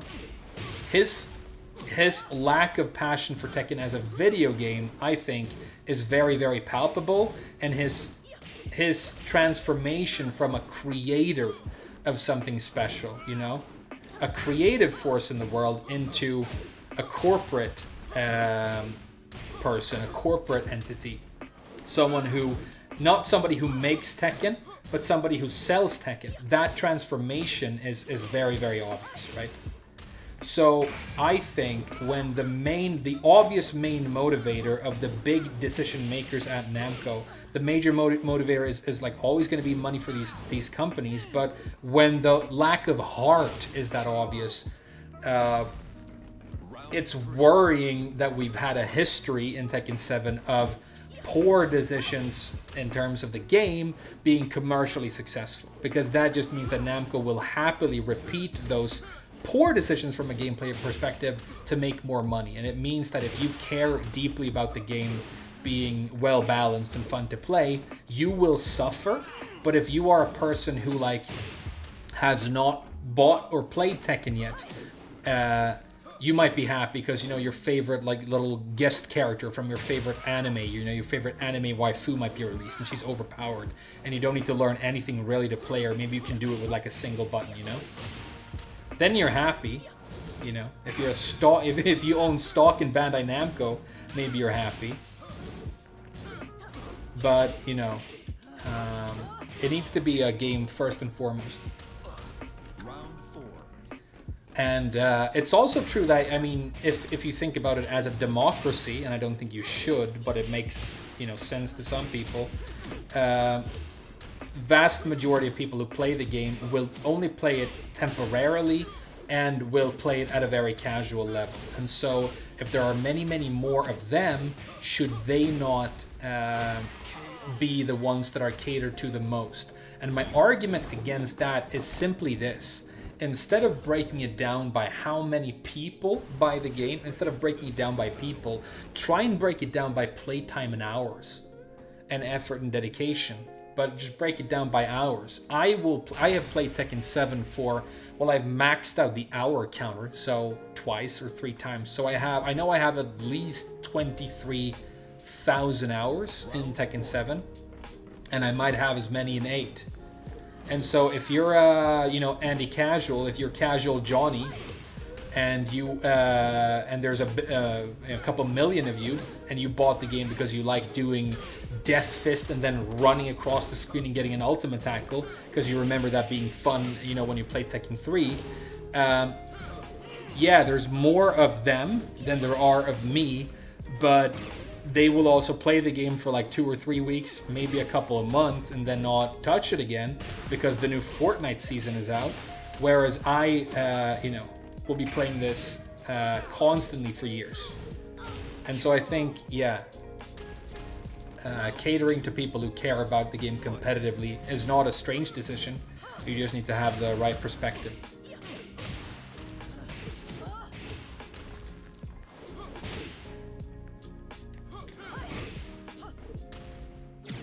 Why can't I beat this Eddie guy? It's weird. I beat him when we played last time. Maybe I just need to stop talking. That might be it. It worked that time. Okay, let's not talk and beat him. Round 3. Fight.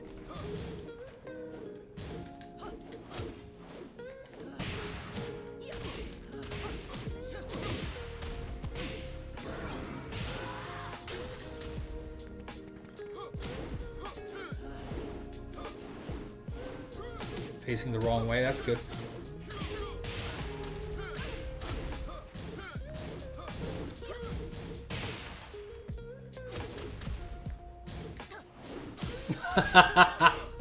I love that it still does that. That it's a double snake edge and you can deal with the first part of the move perfectly and still get launched when you land into the other. That's when you know that a character is designed for getting away with stuff.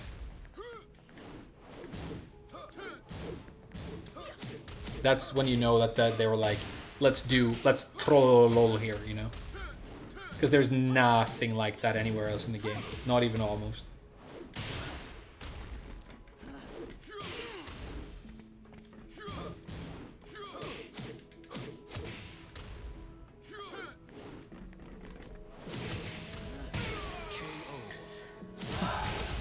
Final round.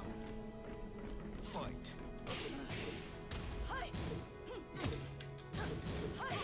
Don't swing there, dude. It's launch punishable. You can get a launch for blocking it.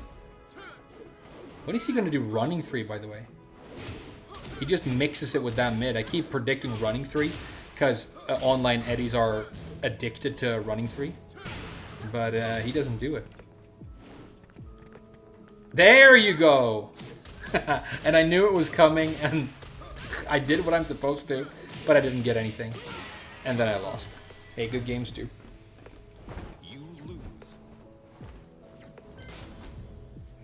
Namco is trying to please everyone. No, I don't think that's true. I don't think Namco are trying to please a single player. I think Namco are trying to maximize popularity and profit. Part of that is trying to appeal to the masses and be a very generalist game. But there's no way, and you can tell, look at the outcome, infer the motivation. You can tell that the motivation is not make as many people as possible happy. You can tell that's not the place it's coming from. You can tell it's coming from a place of how do we make as many people as possible buy the thing. Trust me. Trust me. It's unambiguous because it's in everything they say. It's in the words they choose. It's in when and how they post things, when and how they talk about things. It's how they respond to criticism. It's how they respond to leaks. It's how they release trailers. It's what they write in their tweets and when they talk about in their little panels. It's in the balancing of the game and the features that they introduce, okay? They don't have to openly state our main motivation is sales figures. That's more important to us than player satisfaction, for example, because it's in everything, okay? So you're right, but also that's not the whole story, if that makes sense. But I've decided, new computer, new game. I'm talking about, these issues, but I think you can tell that I am less upset about it than I would usually be in one of my streams, because I've decided that even though I've really enjoyed this sort of really getting salty and critical of the game design and talking shit about Mishima's, that sort of frameless persona that I've been streaming with for a long time now, and it's really fun, and it's definitely it's an aspect of how I really feel and what I'm really like. But I've also decided that I don't want to I don't want to be the angry guy, So I'm gonna try and have a more positive perspective on Tekken.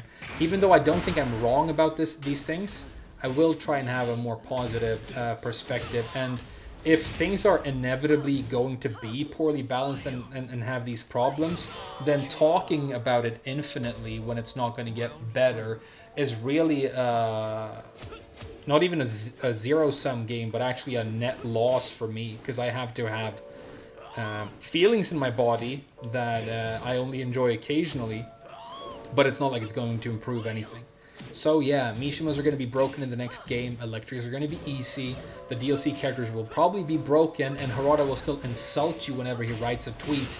But here's my thing, I want to laugh at it, because that's my favorite thing, and you guys know that. When things get really silly and really dark, what I want to do is laugh at it.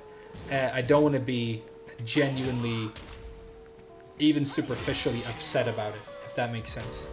And so this vibe here of being honest but not salty is going to try and be the vibe of the stream going forward. So I hope you're enjoying it, because this is what it's going to be like. Hey Chainsaw Tech, I didn't lose my ranks off stream, dude. I actually promoted heavily off stream yesterday. Got TTG back on a couple of characters. But I bought a new computer today, so my ranks were lost. Harada is 60, shouldn't be beefing on with people on Twitter. No, what's also true about Harada is that he's 60 and a high-level marketing executive at a giant multinational, okay? It's weird. I know he initially invented the franchise or whatever, and he's probably still guiding light for that entire team. You can tell though that the people who on the floor make the game, the people who do the character art, the people who design the stages and compose the music, those people are passionate. These games wouldn't be or feel this high quality and get us this hype if they weren't made by people with genuine passion. I think they're in there. I think whenever we see a new outfit for Zafina, in the new game, they've thought about it, they've executed well, the art looks great, they care. Harada is a marketing executive, okay? So beefing with people on Twitter, appearing on stage and showing these trailers and his little sunglasses, whatever. Yeah, it's awkward and strange, but it's because he's the inventor of the franchise and people kind of equate Tekken to him. But if he was going to retire from actively creating the game, and now he's head of esports, and esports is anathema to good video games.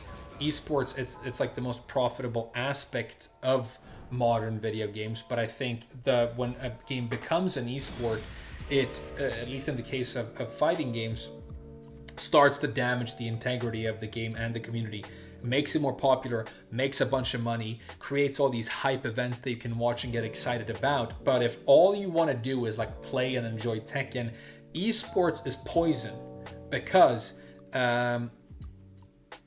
they will change the game to make those esports events more profitable and more marketable.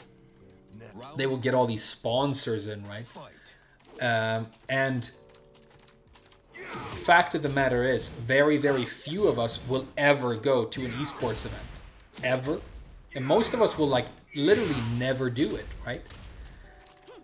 And so when the esports scene is a major consideration of the decision makers,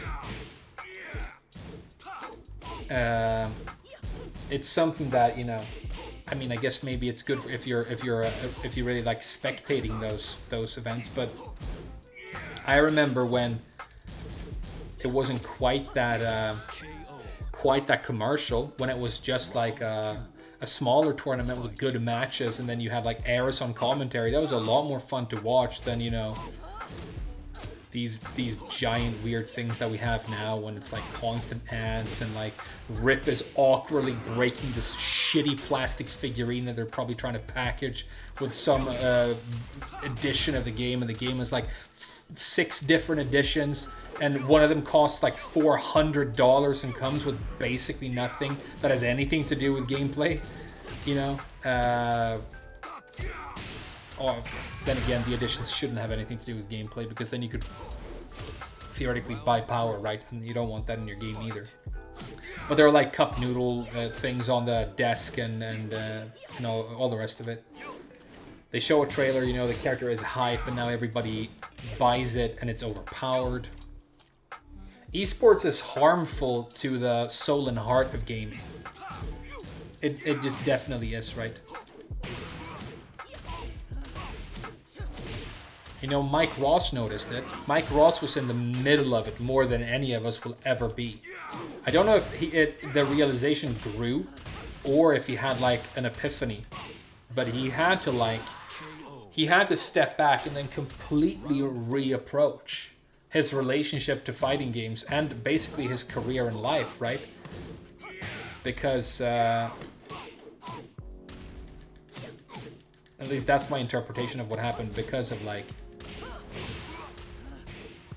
the anathema that is esports.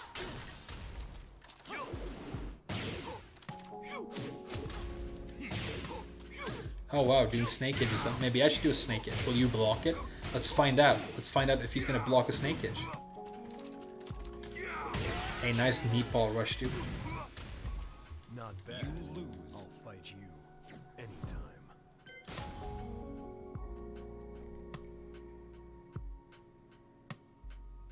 It's fun to watch salty people.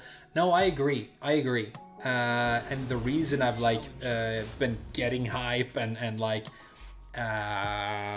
getting vulgar and swearing, I mean, it's fun. It's just like, you know, when I was watching fucking Eras back in the day, you know, it's hype and it's fun and it's entertainment. But even though that was like half Twitch acting or YouTube acting and like, you know, still rooted in my actual opinions and how I actually feel, I noticed that when the stream was over, I would have like negative energy in my body, right?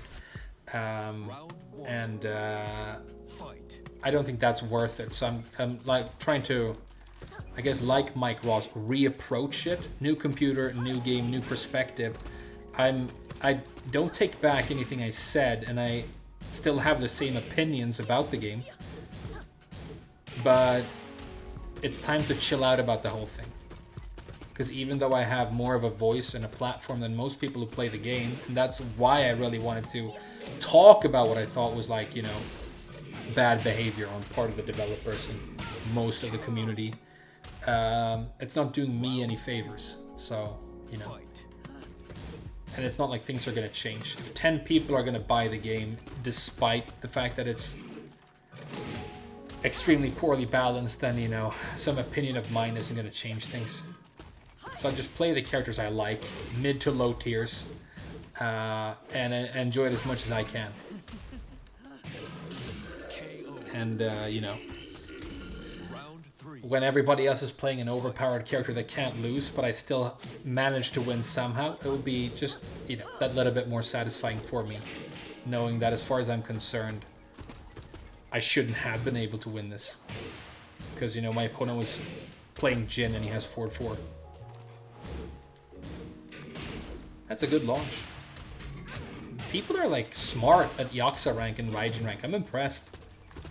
I haven't been down here for a long time, but I'm impressed. Because you see the mistakes and the dumb stuff that people do in the high ranks, and you just assume that, okay, 10 ranks down from here, people have got to be a lot worse, right? They're not really. I mean, they're worse. They're not producing consistent results in the same way. But people have surprising amounts of knowledge, even in quite low ranks. Like this guy just down 2-ing the stances. It's clever.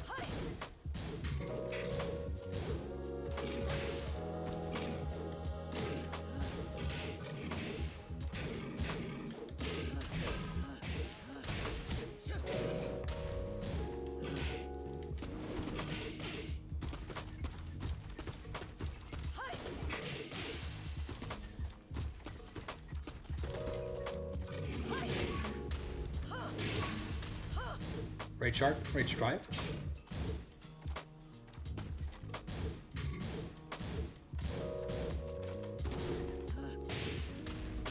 KO.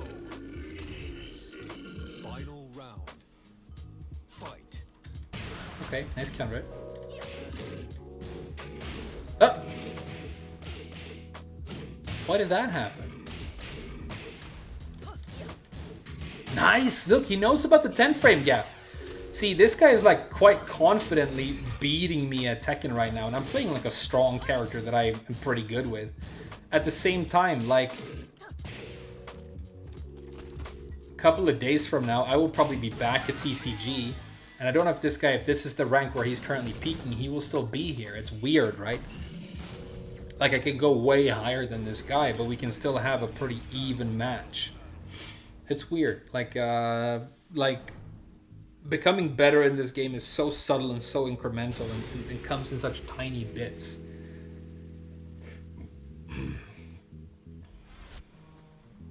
A Finnish Gigas? Yeah, he plays like a Finnish person, dude. He's probably writing Reddit posts about why he doesn't like the main man as we speak. I'm gonna level up on him right now, though. And I hope that doesn't make him upset. I'm gonna level up a little bit, sorry.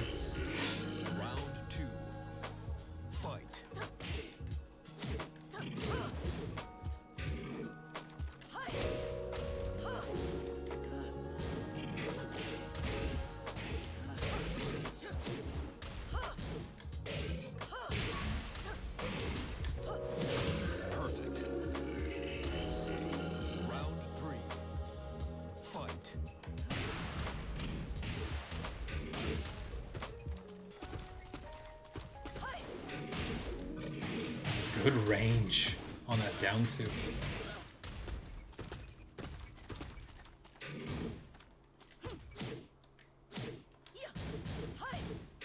Nice launch punish, dude.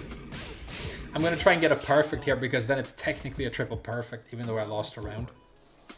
Fight.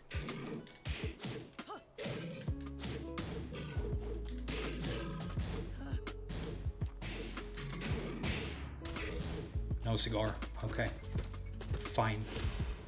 That's not a move that Gigas players use, dude, but well done. Guess it's pretty good.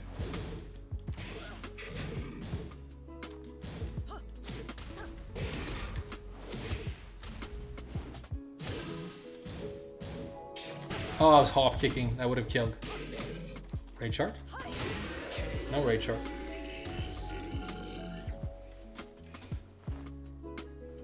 This is your fate. Most characters have a lot of BS moves. It halts your development as a player. Yeah, you know, Bangladesh Mandalore, I think you're absolutely right about that as well. I think the fact that I've like been very set in my opinions that some characters are just so overpowered and you know, there's like, you know, they shouldn't even like be beatable. I still think it's true, like objectively, but what I think I have done is use that as an excuse to learn less. Do you understand what I mean? Like, oh, Jin is like so broken and he's got forward 4 and you know, it's bullshit or whatever. I'm not wrong, but if I feel like that, that is not going to compel me to go into practice mode and then like actually try and get better against Jin. He's still going to be broken. He's still going to be way better than my character. 4-4 is still going to be dog shit in terms of like move design because it's broken, but the perspective can only harm my ability to deal with it. Whereas if I'm trying to just chill about the whole thing, or at least learn or improve where I can, that's what I think is going to make this small subtle difference where I go from like currently a reasonably high level player who can't quite hit that top level, but I'm like trying to get there, and I'm gonna do it during Tekken 8, and it's gonna be not because I get better at technical aspects, although I will get better at them as well, but it's gonna be mainly because I'm gonna come at it with a new perspective. That's my goal, right? Like I remember when it was all about learning for me. But I think by way of becoming like a Tekken commentator, not, you know, tournament commentator, but somebody who comments on Tekken, talks about and analyzes Tekken, the talking about the way the game is kind of like took over a little bit. And I became static in a way, you know? So yeah, I'm trying to like, if I'm going to spend as much time as I am playing this game, I gotta... Spiritually I have to be in the right place with it, and I also have to like show on my live stream a representation of myself that I agree with, and one that I hope people will like enjoy listening to, of course, if that makes sense. So it's I think you make a really good point, Bangladesh Mandalore.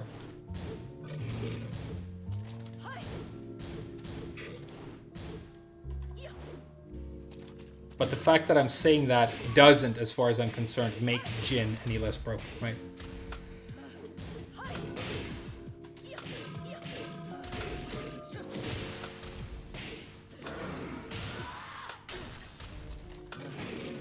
Nice choice.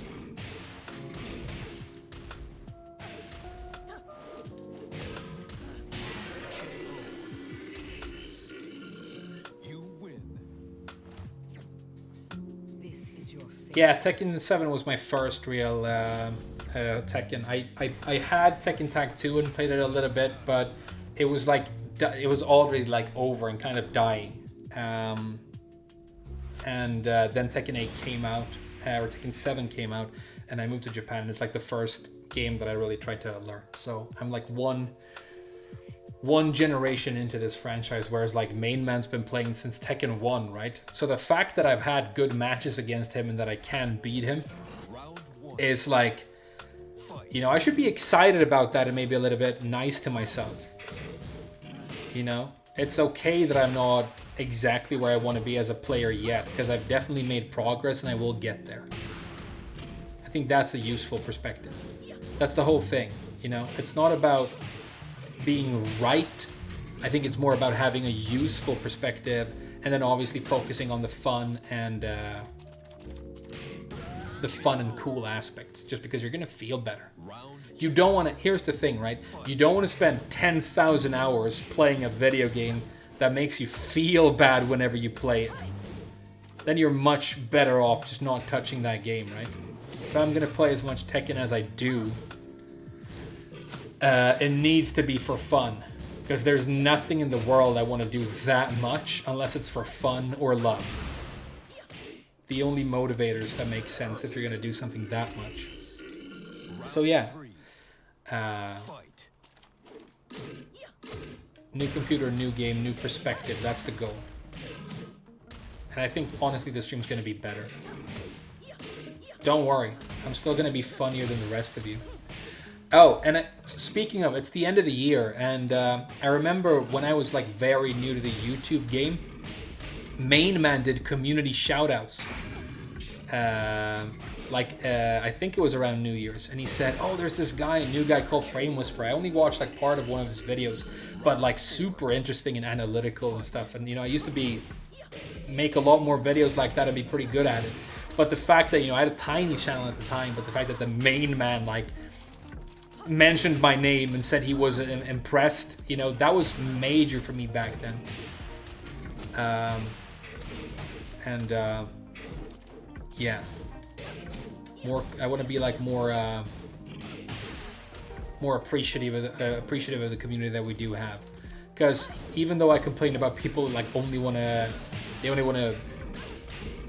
you know, play the broken characters or whatever, that's still true. But the fact of the matter is, I've been on YouTube for like, I don't know, 5-6 years, and the amount of like negative interactions that I've had, at least outside of matches, have been minimal. The people have been incredibly cool to me, and Tekken players on average are like some of the coolest people ever. I used to play MOBAs, and it would be like some guy says solo mid and he runs to the middle of the stage, and then somebody else wants to solo mid and they start flaming each other. Somebody leaves and the match falls apart, and that's like 4 and 5 games you have when you play like a pug MOBA online. Those are toxic communities. Tekken, it's just like the game is hard and it's punishing and it's like very visceral to some people. When they lose in Tekken, it like hurts. So it sort of makes sense that as a community, people would gradually lean towards liking and playing more powerful characters. And it might not even be conscious, you know? It might not be conscious. It could be that, oh, I'm playing, you know, a bunch of Gigas and it's cool, but, you know, I'm losing a lot because my character isn't as good as some others. And even though I might not know that that's because of the character, it's happening. And every time I have a frustrating loss, that's impacting me like biologically. My body feels it, you know, hormones or whatever. And then this new character called Leroy comes out and I try him.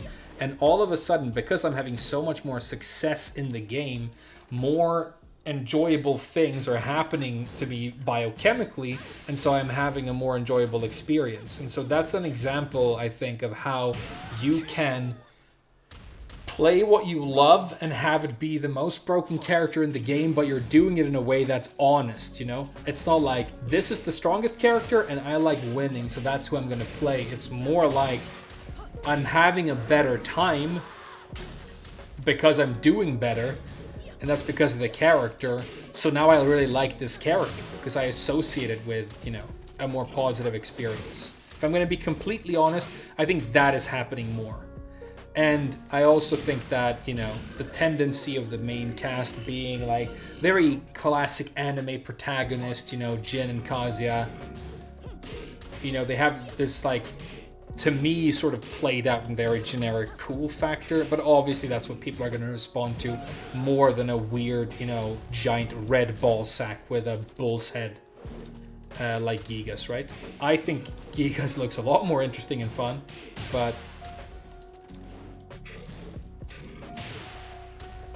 I can see how not everybody feels like that. Hey, Ultra Instinct Josie. Oh, and speaking of community shoutouts, one of the reasons I decided to like revamp my stream starting today was that I woke up today and Ultra Instinct Josie had made a new video. I saw him do a community post a while ago where he said he was going to try and learn how to do butterfly edge in real life. You know, Josie's famous launcher. And I used to do that kind of thing a lot more, like comedic videos or skits or like, you know, fun stuff like that, cool ideas like that. And I don't really anymore, but there was like a purity and a happiness and like a commitment to his fandom in that video that I found really touching. And I'm like, you know, I go online, I talk about like the game being pointless and trash and, you know, everybody being trash. And again, I don't think I'm wrong, but compare that to like how cool and pure Ultra Instinct Josie is. And there was a video of him in his yard and he's doing flips and he's like getting better at it, like really trying hard to learn these flips. And he's, I mean, moves that I definitely couldn't do. And I'm like, damn, that's it right there, right? So, yeah. Because of that, I mean, it's been in my mind for a while, but it's like, no, I'm gonna revamp the stream, new computer, new game, you know, Tekken 8, and more of a return to like the silliness and the more Tekken enthusiastic perspective that I had when I was a new YouTuber and I was cooming because the main man said my name, you know. I hope that makes sense. That's where I'm at right now anyway.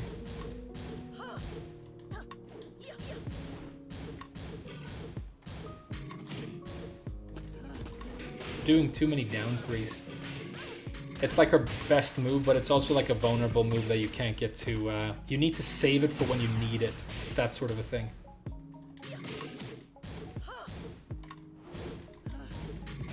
He's starting to deal with the tarantula transition that I'm cheesing out as well. This guy's remarkable for like a Yakuza. KO. Round 3. You're still sore? Fight. Yeah, but you know, that's that pain, that soreness, that's your reward, dude. That's because you did something that mattered and that was like cool and original. That's your badge of honor, that soreness. It's like the soreness you get from banging somebody you're really into very hard for a long time. Hello, YouTube, I just got demonetized. I've been a good boy so far. Just blew it. Or because you like work out or whatever. It's your reward, right? Of course you're gonna be sore. Because you're doing the Lord's work.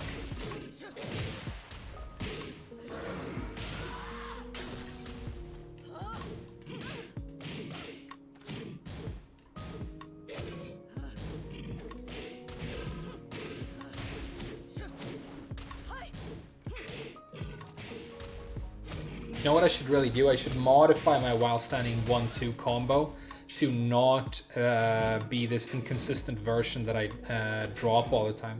Let's try and launch him with it and do a different combo for good damage, okay? Oh, I had him. Good choice, good choice. Hey, what's up, KMA? Dude, the new computer is pretty sick. And so is this Gigas guy.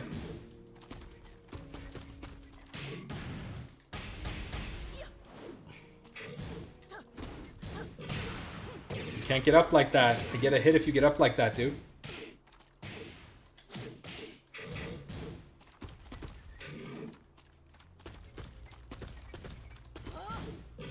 Good punish.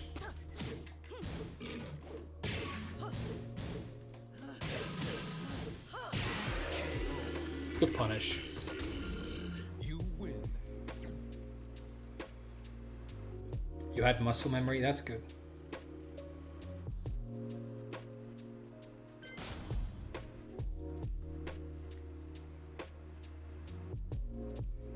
Hey, what's up? Upgrade my GPU. I bought a completely new computer.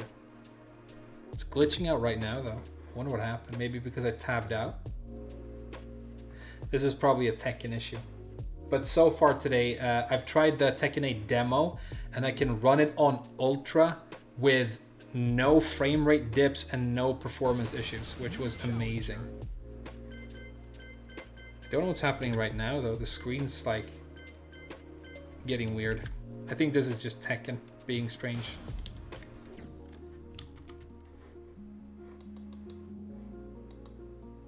Because, you know, Tekken bugs out a lot. Let's see here. I'm going to close the game down using my task manager, and then hopefully that will fix it.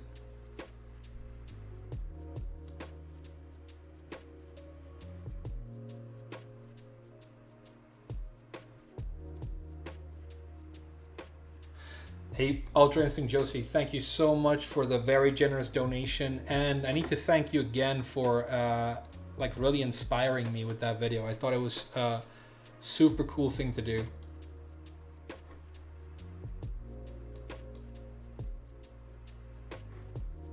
Yeah, I don't know, something's weird.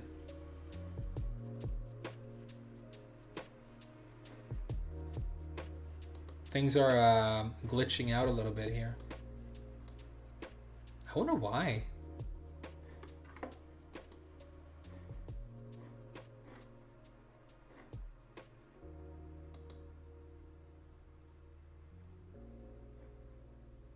Can you guys still hear me okay?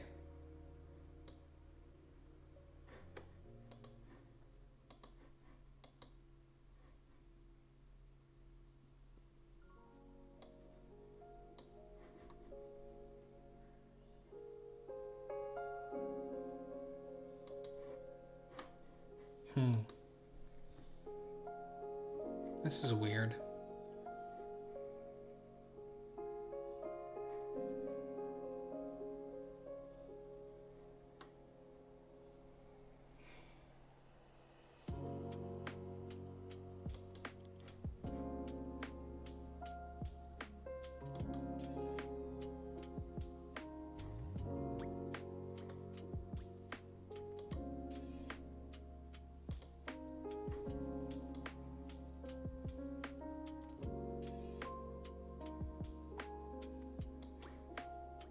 Windows updating in the background. Hey, that's a really good suggestion. I think that could be it, because it's trying to do updates today because it's new, and yeah, it's telling me it's pending a restart.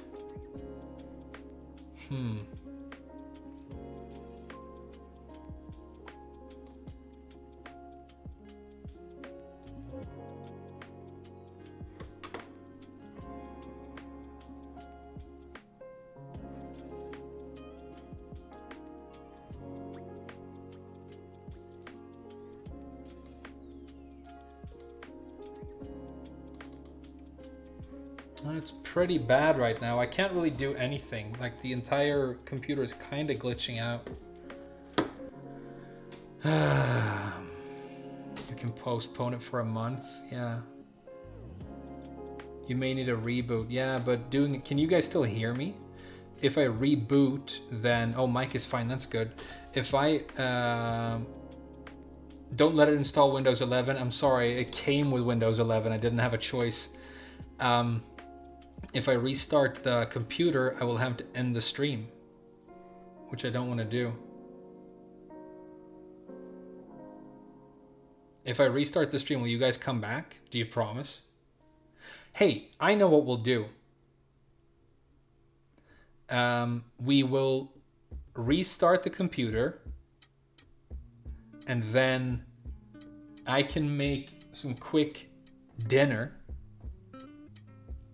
and eat the dinner, and once I've ingested sustenance, we'll stream again, and we'll it'll be poggers. How about that?